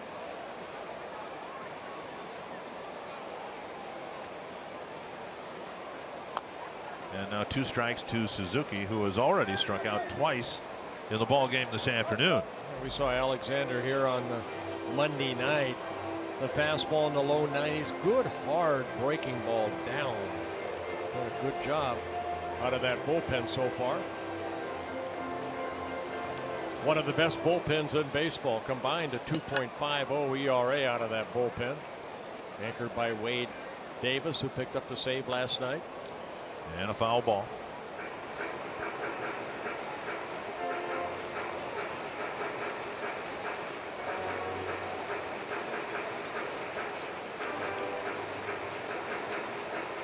Eight wins, only 2 losses out of that bullpen with the great ERA.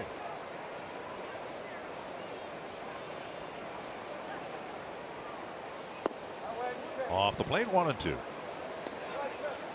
Twins with 11 hits, 6 runs today, 4 runs in each of the first 2 games, and this lineup has produced some more runs, but pitching has been so bad it hasn't resulted in a win, at least until today.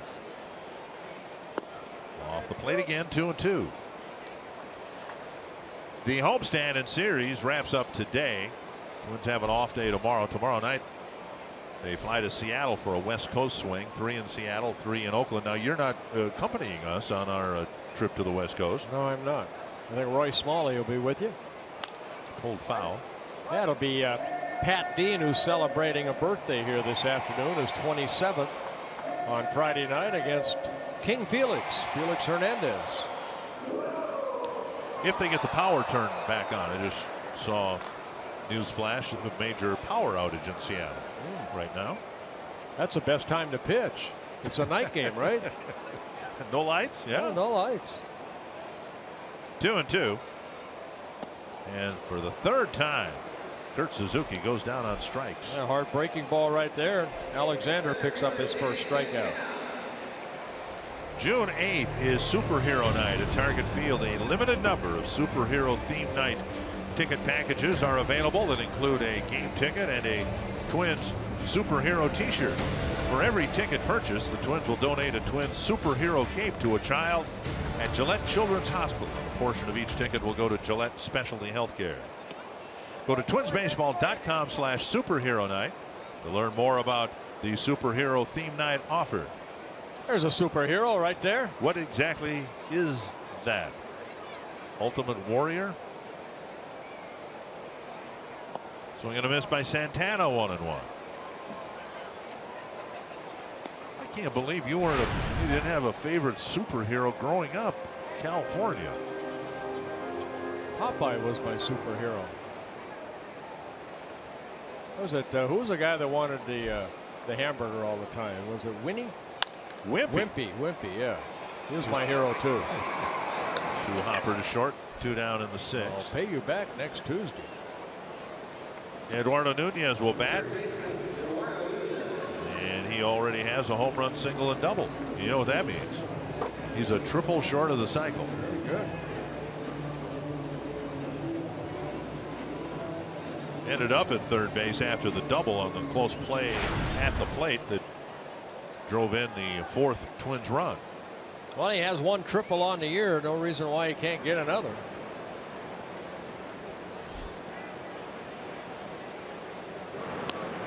Rolls a bunt up the line and it goes foul. Well, if he wants that triple, he's really going to have to run. He's fast. He's not that fast.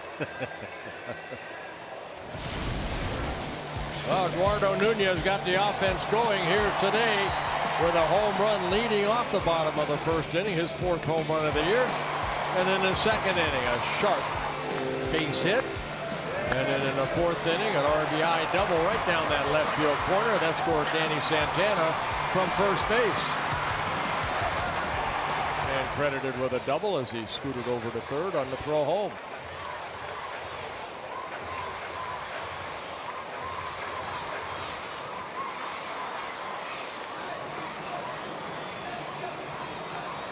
Royals entered this series and have played throughout this series with 13 pitchers, and now the Twins have 13 with the addition of Boshears. Peter Moylan pitched here the other night, has pitched well for the Royals. He might be the next guy up. Fouled away, 2 strikes. Yeah, they have 3 left-handers out of that bullpen. When's the last time the Royals have had 3 left-handers in a bullpen? For a while, they didn't have anybody. Right.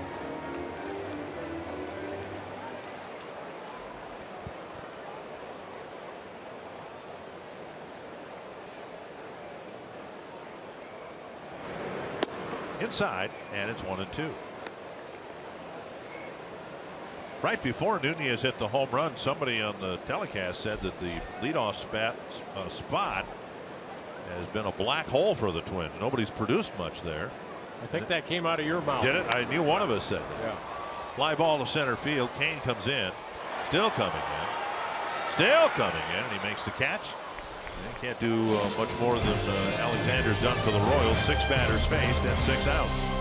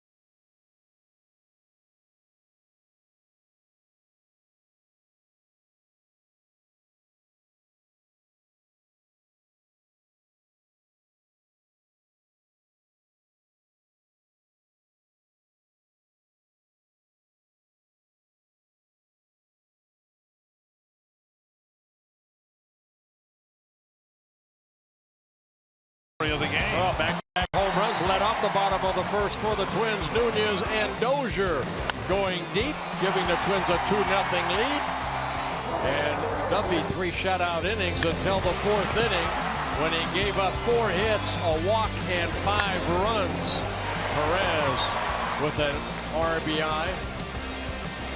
Double right there. RBI triple by Infante, but Twins have the lead because of the 2-run home run by Sano in the bottom of the 5th inning. Infante drops down a bunt. Nunez charges, fires. What a play! Eduardo Nunez having himself a fine afternoon at Target Field. Tell you what, he was playing actually on the dirt. Infante saw that. He laid down a very good bunt. But Nunez with his speed. Look at him hustle. He's got one play. I got to barehand it. And all in one motion, I got to get something on it over to Park to get Infante. That was a good bunt, but a great play by Nunez. And as far as Duffy's concerned, a 1-pitch first out here in the 7th. Butera the batter. He squares and takes the strike. Butera struck out in the 3rd, and then he was at the plate when Duffy spun out making a pitch. It was a wild pitch, allowing Infante to score from third after his RBI triple. The Royals had a 2-run lead, but now the Twins have answered with 3. There is strike 2. I'm telling you, I think Duffy, you can almost see he's got that second wind. The 5-pitch 5th inning helped, and then last inning, the 6th inning, needed 13 pitches to get 3 outs. Well, you know, in his last start, everything was going fine. He'd given up a couple of runs through 5 innings and then ran into all sorts of trouble and couldn't get out of it in the 6th. The Blue Jays ended up scoring 5 times that inning. There's Taylor Rogers getting loose. 2-2. And again here today, it's really only been the 1 inning where he's gotten into a mess and been pretty much unable to get out of it. Yeah, last couple breaking balls opening up a little too quick. Stay back, keep that left shoulder in, and drive that ball down in the strike zone. And now 3-2 to the number 9 batter. Escobar will hit next. You can see in the 4th inning, 27 pitches used. Other than that, very, very good as far as pitch control. That hits the mound and rolls to Escobar, and Butera retired, 2 down. And now Alcides Escobar.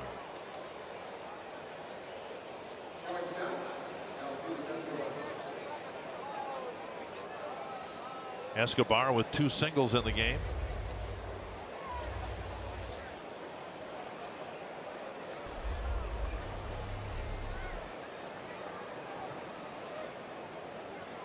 Duffy's had just one 1-2-3 inning. That was in the 3rd inning when he struck out the side. Taken low, ball 1.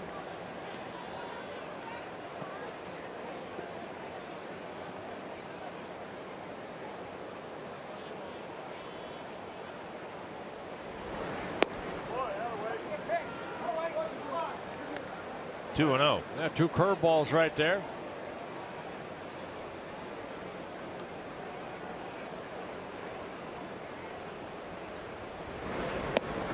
There's a strike on the inside corner.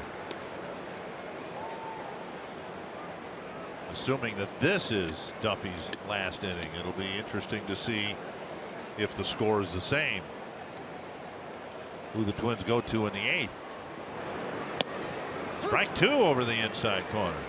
2 fastballs in, and you saw Escobar's reaction. He kind of lifted his arms up. You know what's nice to see, though, we see Duffy 93 miles per hour in the 1st inning, and there we are in the 7th inning, and he still has 93. And a ball looped to right, a base hit, and Escobar has his 3rd single of the ball game. Again, a ball left up, and Escobar just taking it the other way. Now Whit Merrifield, who has hit the ball hard twice, a single in the 4th on an 0-2 pitch that started the 5-run inning. Then he lined out to the gap in right center. Sano made a nice running catch. That came in the 5th. Yeah, a lot of times the Royals aren't going to beat you via the home run. They're going to beat you by a lot of hits in a short amount of time, like they did in the 4th inning. String them together. Breaking ball over, strike 1. They came into this ball game hitting .261 as a ball club. 39 home runs on the year. Well, the Angels have hit fewer home runs, just 1 fewer. But 3rd best in the American League. Swing and a miss, and a nice scoop by Suzuki on strike 2.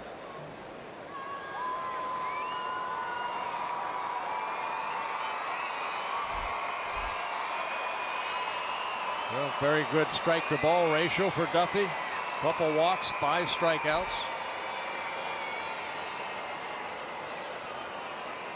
Most he's thrown in a ball game a couple starts ago when he threw 110. That was in that game at Cleveland where he had 7 shutout innings and won his first major, or excuse me, his first, feels like first major league win, but his first win. Duffy looking to be the first Twin starter to win at least 2 games. Need an out here. Talking about Duffy's ability to hold runners, and this is a great situation here where that is handy to have. Escobar leading the Royals with 10 steals. And Duffy pretty quick to the plate. 1 and 2. And a couple throwovers just to get Escobar to slide back in. But it's that slide step that he uses that really discourages runners from trying to steal.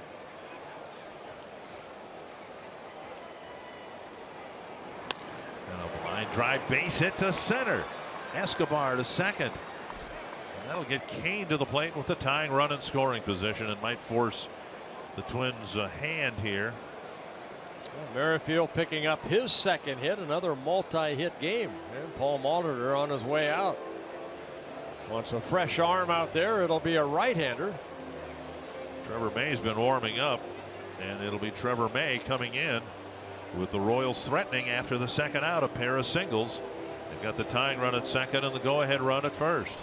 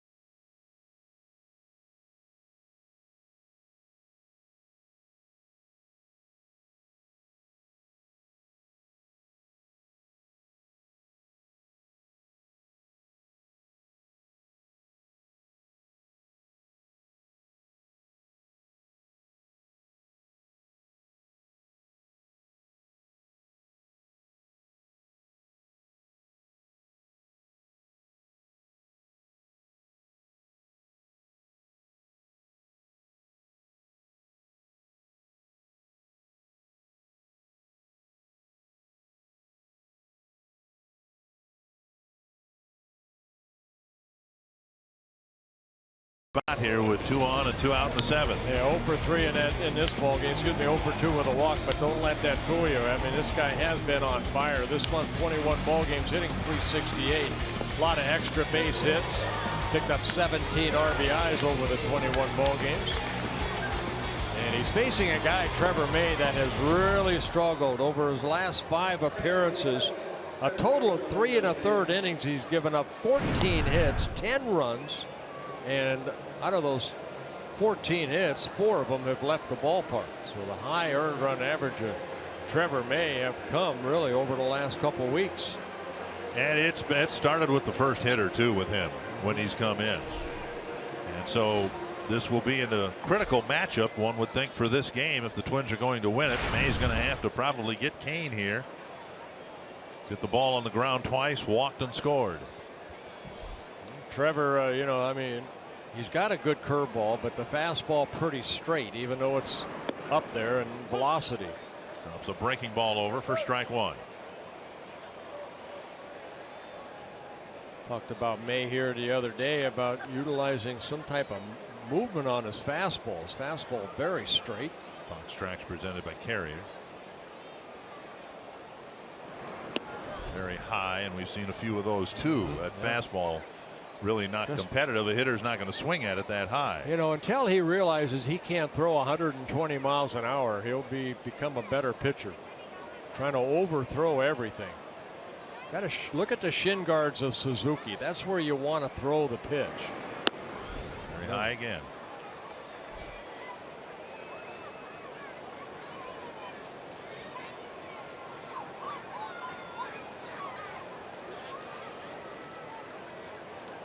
This may be the only man May is asked to get with Hosmer on deck. Off the end of the bat, a foul ball. Good changeup right there. Cain looking fastball, the quick bat right off the end of the bat. So he threw the curve for the strike, got a swinging strike on the changeup, and the fastballs have been wild high. You want to get Kane here. You don't want the count to go full. And the count's gone full, and so now the runners, who can run pretty well anyway, Escobar and Merrifield, will leave early. Don't give him a fastball right there. You have to almost throw him that hard curveball that got strike one.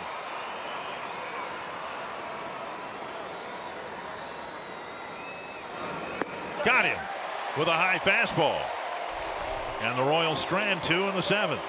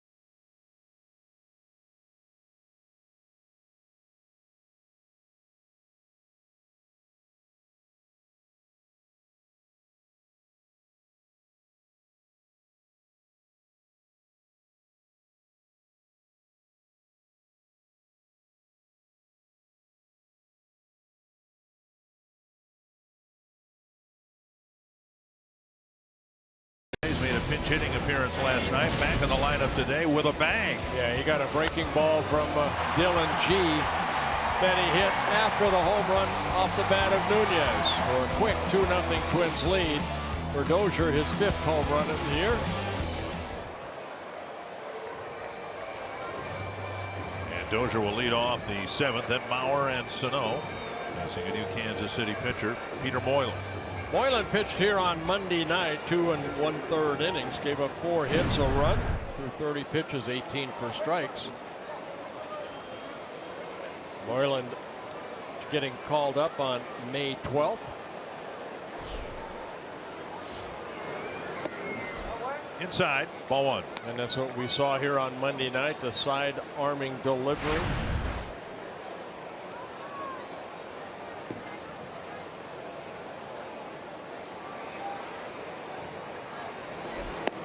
And now outside, 2-0.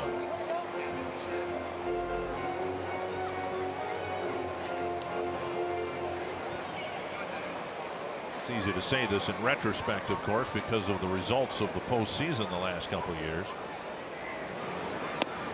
But one of the failures of teams like Oakland and the other teams that faced the Royals in the playoffs in the World Series, they stopped scoring in the late innings. Now the Kansas City bullpen, a big reason for that, of course, but the Royals have a lot of dramatic wins, come from behind wins in the postseason the last 2 years,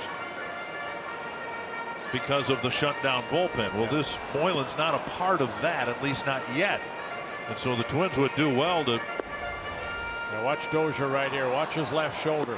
See how quick it flies open. And that's one thing Tom's trying to get to go, that shoulder to go back toward the pitcher and open up quickly. Let that ball get a little bit deeper. 2-2 in the strike zone. Foul back. Twins have the lead, and that is the primary reason Moylan's in there right now rather than Herrera. You know, you can work on something with your hitting coach, but you have to execute it at the plate. And you have to continue that throughout your career. If you can pick up little tidbits that will make you a better hitter, you have to take that to the next level. Dozier strikes out. And a sweeping breaking ball. Dozier striking out for the second time. And Moylan picking up a strikeout. Good job by Scott Alexander coming in to relieve G in the 5th inning. 2 shutout innings. A Dan Quisenberry type of breaking ball. You can see him fly open.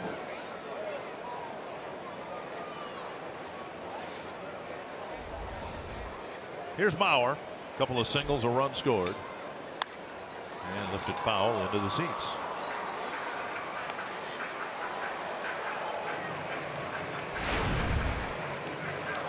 Mauer swinging at the first pitch. Having a good series. 3 hits last night, 2 already today. Home run on Monday night.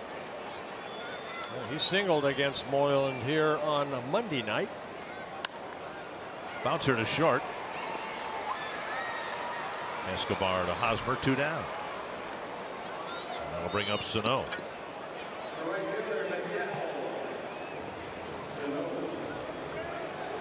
Sano with the biggest swing of the bat in this game, a 2-run home run into the second deck after Mauer had singled leading off the 5th.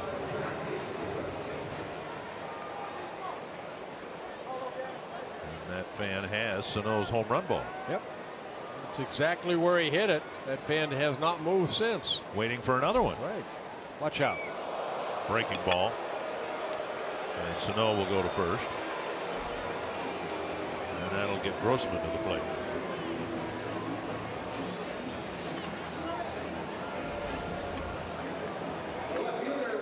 You see the underarm delivery, the spinner getting the calf of Sano. I almost feel sorry for the baseball. Sano, such a big, strong man.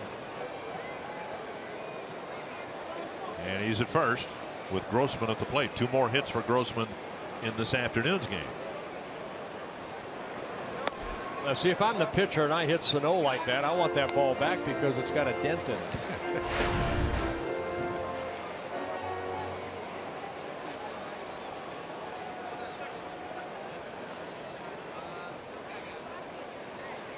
One 1-0 to Grossman.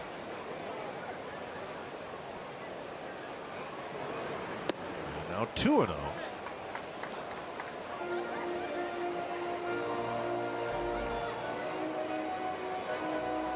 Eight hits as a Twin in 18 at bats.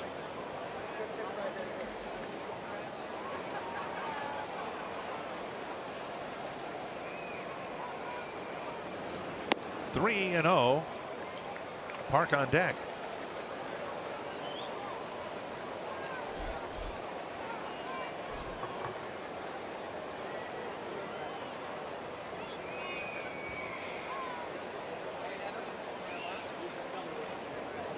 See if Grossman's green lighted here. Takes a strike over the inside corner.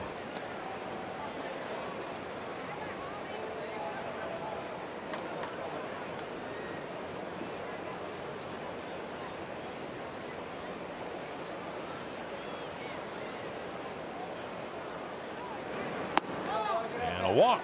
Grossman drawing his 4th walk as a Twin. And the Twins have 2 aboard after the second out for Byung Ho Park. Now here on Monday night, Park faced Moylan and he got a base hit off of him after I said, you know what, over in South Korea they face a lot of pitchers that throw from different angles, and Park ended up getting a base hit and ending an 0-for-20 little slump he was in. So we'll see if he can have success again in this at bat.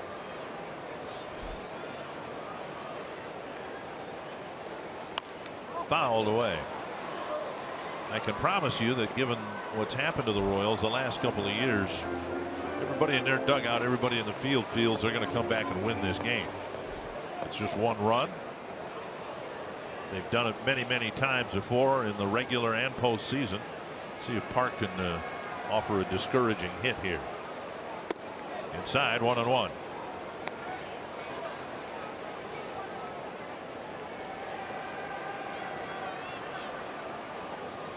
strikeout and an 0 for 3 day, and the average down to 218. Hook foul. And it's 1-2.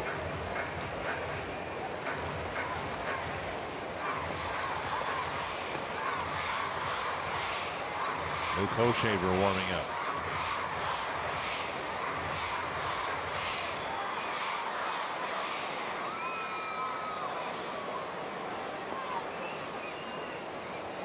Butera sitting way outside.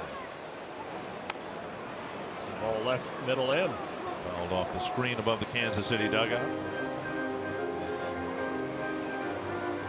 Moylan trying to make the same pitch that he threw to Brian Dozier that struck him out.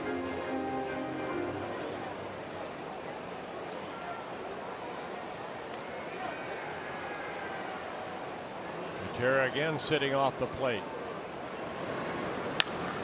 Liner, base hit into center field. Sano around third. He'll score.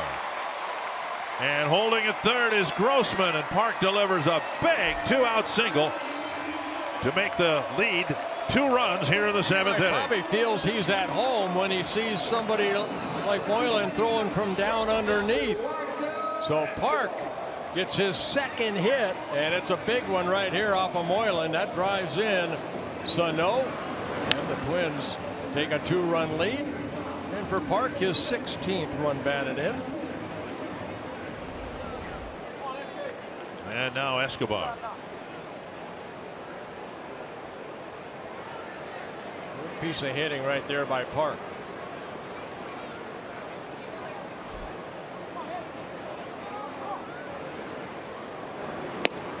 Strike 1.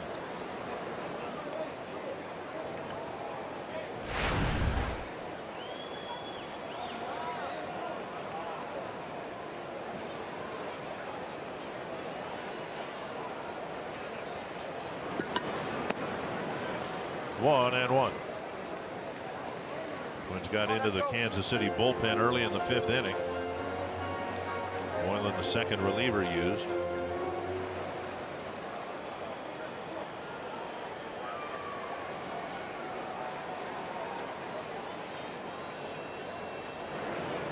Right off the end of the bat. And a throw across. Nice play by Cheslor Cuthbert. And the Twins, after the 2nd out, get a hit, batter, a walk, and a big single by Park, and now they lead by 2.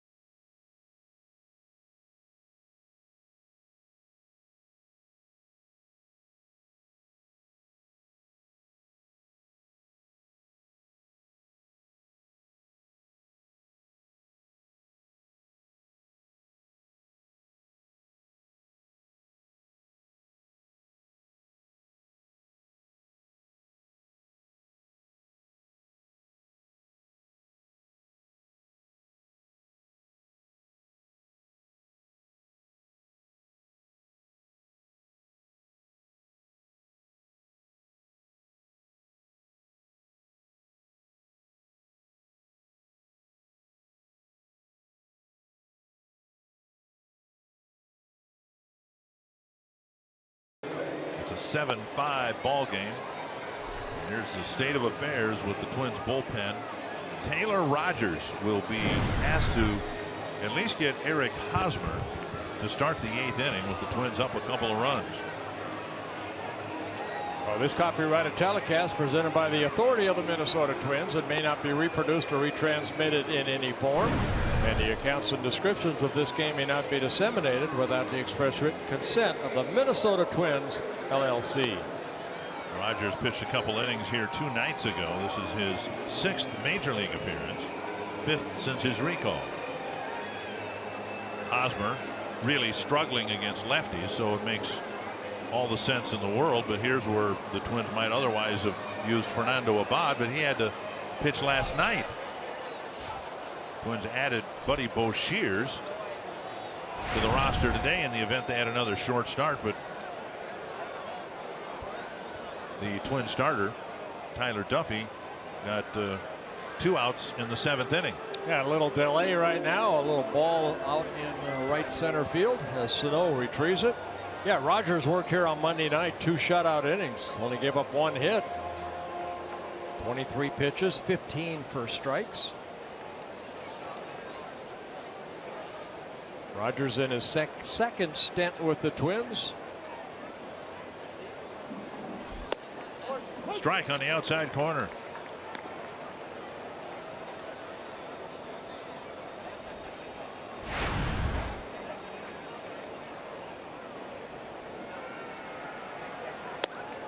And another one on the outside corner. 2 good fastballs clipping the corner.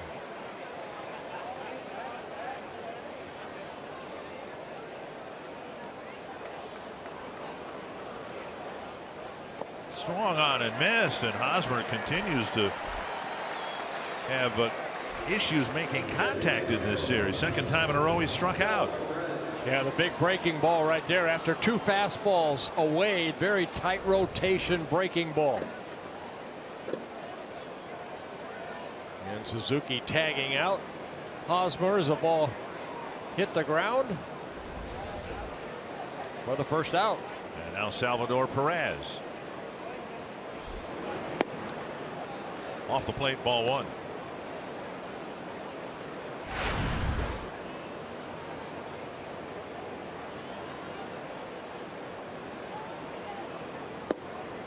Low, 2-0.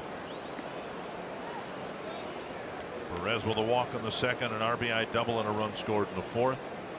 And he had a ground ball to Park his last time up.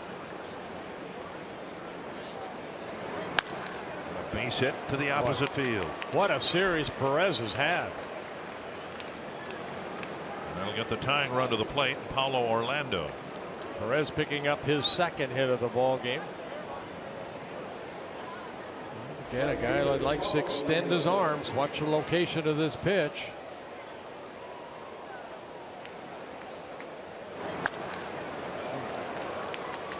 This is a spot where the Twins might have gone to Ryan Presley too to pitch to these right-handed batters, but Presley pitched 2 innings last night.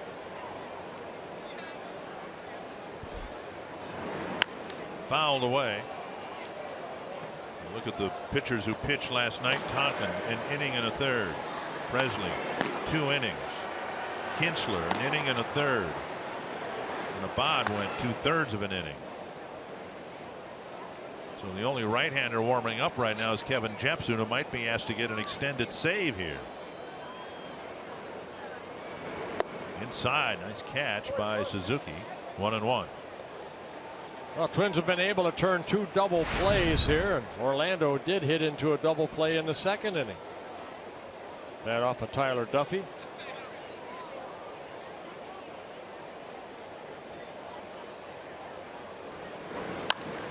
Bouncer to 3rd, and they'll get the force at 2nd base. Out number 2. Nunez didn't try to hurry anything. He knew he had a slow runner going from 1st. Just wanted to make sure he got the 1 out. And he knew who was running out of that batter's box too, Orlando. He gets down that line very quickly. So no chance of a double play. You get the force out at 2nd. 2 down, and now Chesler Cuthbert.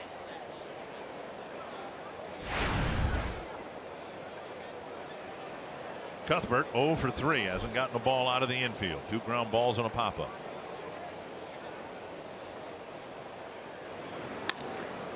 And a liner to Escobar. And Taylor Rogers with a scoreless 8th inning, the most important inning he's pitched so far in the bigs.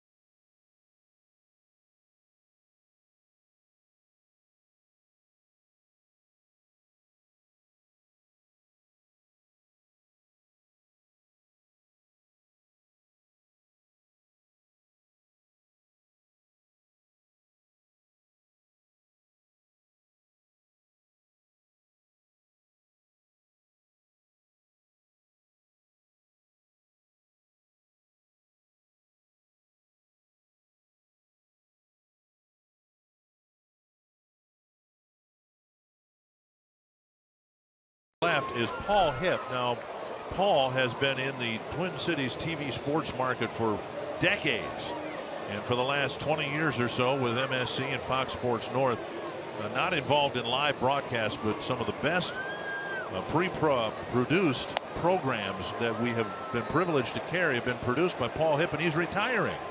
So we want to wish Paul the very best, and it's been our great pleasure. Well, it's been our pleasure to work with him, but more than that, it's been our pleasure to watch his product on Fox Sports North, and before that MSC, years before that KSTP. One of the best in the business, and we wish him the best. Happy retirement, Paul. Chien-Ming Wang into the ballgame for the Royals. He'll face Kurt Suzuki, Danny Santana, and Eduardo Nunez. Yeah, Wang worked here on a Monday night, 1 shutout inning, 16 pitches, 9 for strikes, making his 14th relief appearance.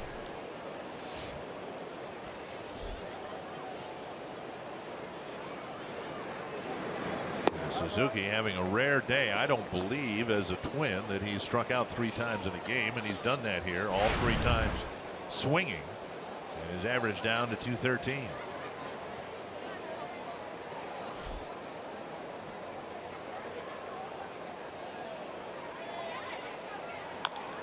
Chopped foul, and it's 1-1.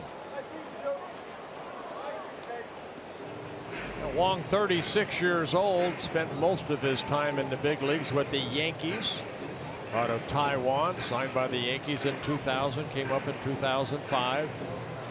Also spent time with the Nationals and the Blue Jays.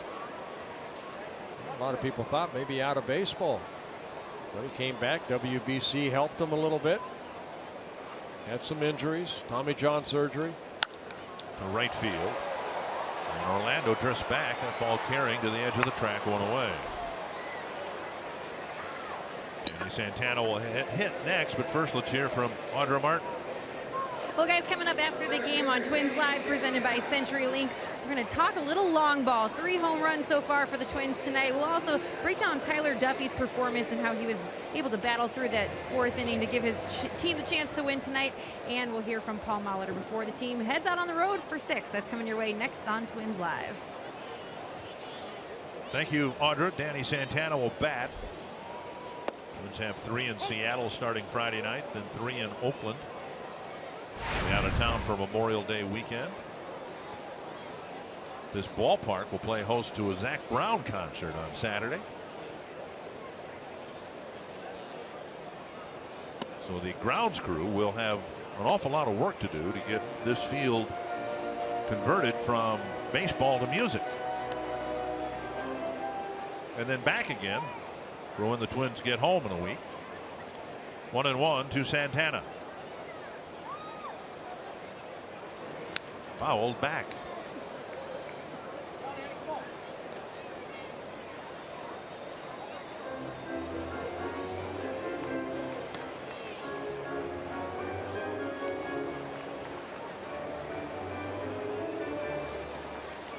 May 28th, Saturday. The concert this year at Target Field. Fouled away. We've had some great acts here. Kenny Chesney, Paul McCartney. And of course, it has to be this way, but they always have them when we're out of town.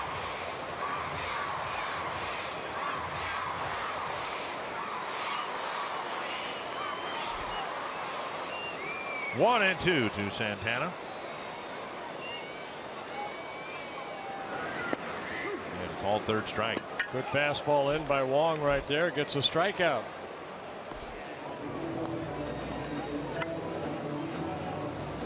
Wong, when he came up with the Yankees, he had a couple outstanding years in 2006, 19-6, and then he followed it up in 2007, 19-7. And arm issues started to flare up for him.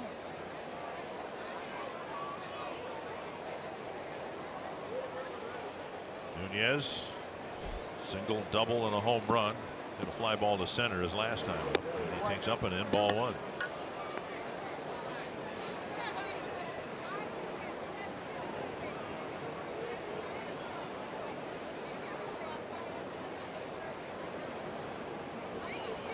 He could get a triple here. 2-0. Leadoff home run, a base hit, then the RBI double, and a fly out to Kane as Jepson continues to get loose.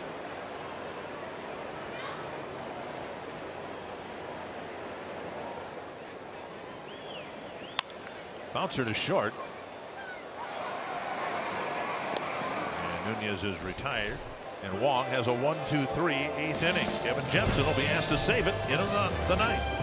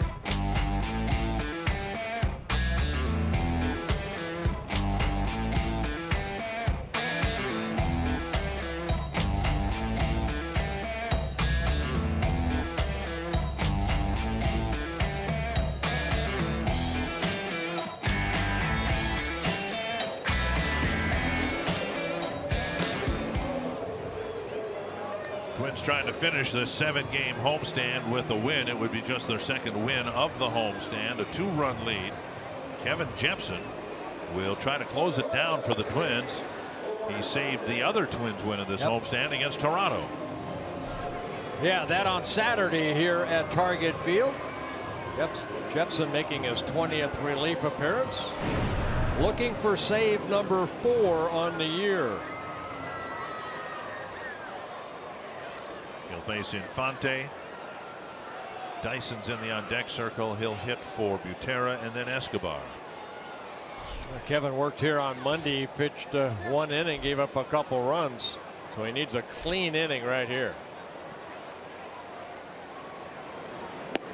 Down the middle, a strike. He has given up runs in 5 of his last 7 outings.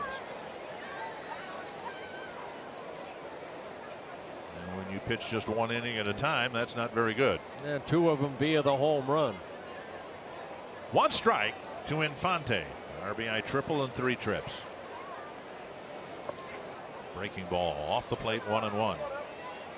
And that's a pitch right there that he has really struggled with. A lot of fastballs up in the zone, as the last couple outings, a little bit better control of the fastball down, but still the inconsistency of that breaking ball. If you can't get it over, they're going to sit on one pitch, and that being the fastball. 2-1. Glenn Perkins today put on the 60-day disabled list, which really doesn't impact when he would come back anyway. Twins, I think, are looking at mid-June at the earliest for him. Popped up right side. Park out. And making the catch in fair territory, 1 away. And that'll bring up Dyson. CenturyLink, what's next? Pat Dean going for the Twins. King Felix going for the Mariners. Twins' only trip to Safeco Field. And that comes up Friday night. Pat Dean will be pitching for the first time as a 27-year-old. And happy birthday to young man right there. Here is Jarrod Dyson with Escobar on deck.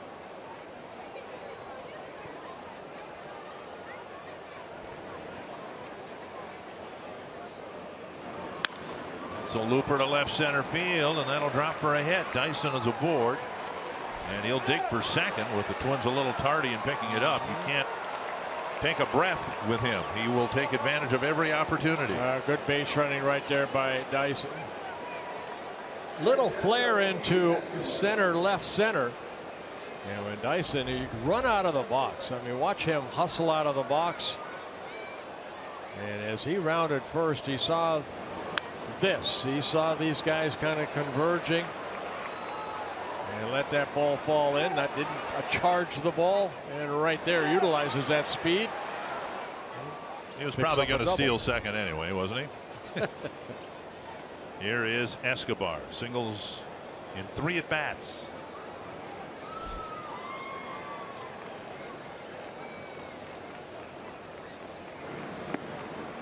How different would it be if the Twins had not gotten that Young Ho Park single in the 7th to make it a 2-run lead?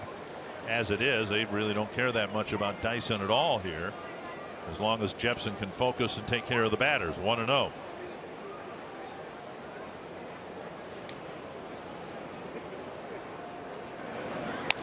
Fouled off the end of the bat. A good breaking ball there.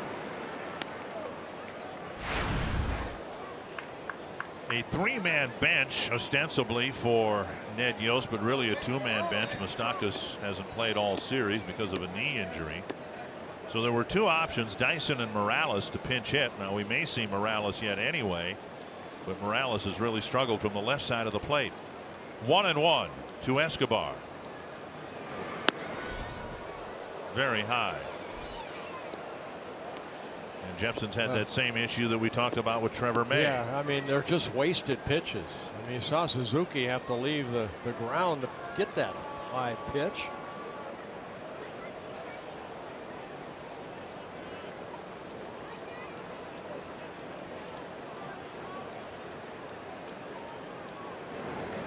Fouled away, 2-2.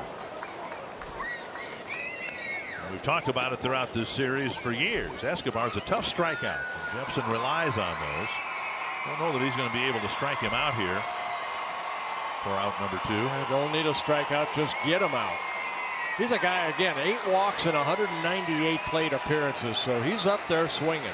He has struck out 29 times. That's it.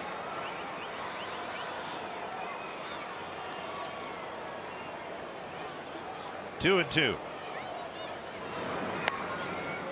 And that's how you get to this point without many strikeouts. He was fooled by the pitch. We saw him get a base hit in the first inning. Fooled, but managing to keep his bat in the hitting zone and making contact. Well, you know, a lot of people, when Ned Yost put him in the leadoff spot, I remember a lot of people questioning that. Is he a leadoff hitter?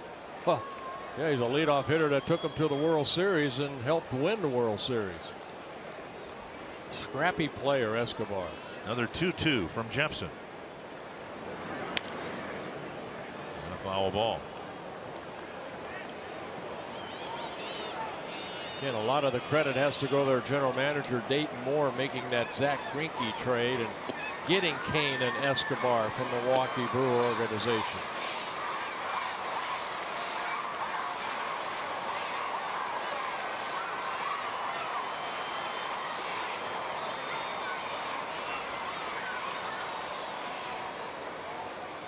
Jepson reloads. Another 2-2.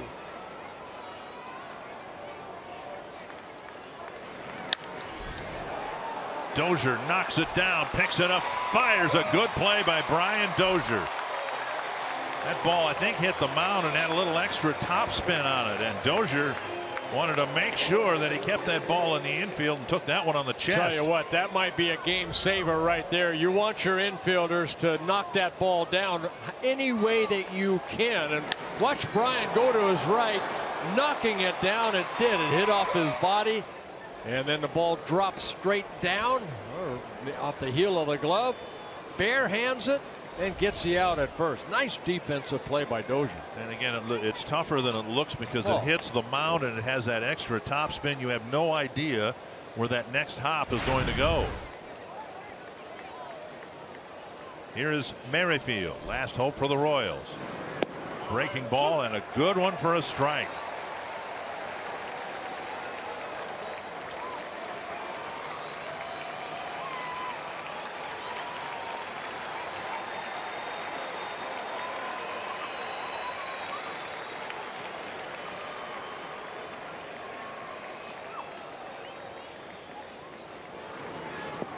Nice block by Suzuki, keeping Dyson at third, 1-1. Now, as well as Merrifield swung the bat in this series, critically important that Jepson gets him here because of who's on deck. Kane hitless today, but been hitting the ball hard all series long.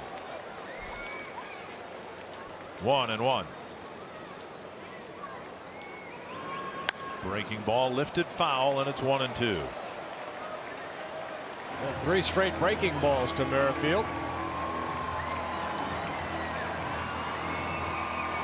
And Twins fans have not done enough of this. They've had no reason to. Get off their feet and applaud, hopefully, for the final out here in this ball game. 1-2 to Whit Merrifield.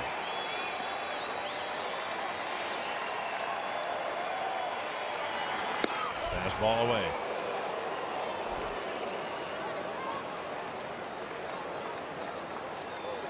Jepson just has not piled up the strikeouts that he did last year as a closer.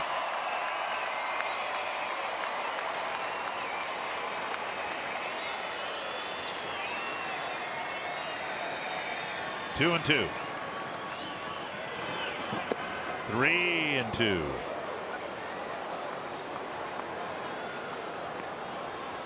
Jepson last year 28 innings, 25 strikeouts. And so far this year 18 innings and a third and just 13 strikeouts. Got to throw a strike here. Doesn't want to have to face Kane with 2 men on. Did one of those little sacrifice flies with 2 outs. Got him to chase, and the Twins win the series finale. Jepson gets the save, and the Twins scored 15 runs in the 3 games and finally win the final game of the series.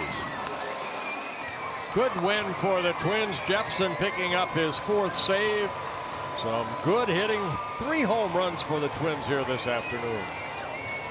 Nice way to head off on a road trip, Anthony LaPanta. Really nice way to enjoy an off day tomorrow with a nail-biting win over the Royals. Twins finally get a win against Kansas City. Their first in 6 tries. The long ball, a big part of the Twins' attack today. We'll take a look at the way Minnesota used home runs to their advantage on their home field, how Tyler Duffy hung in there to win. All next on Twins Live, presented by CenturyLink.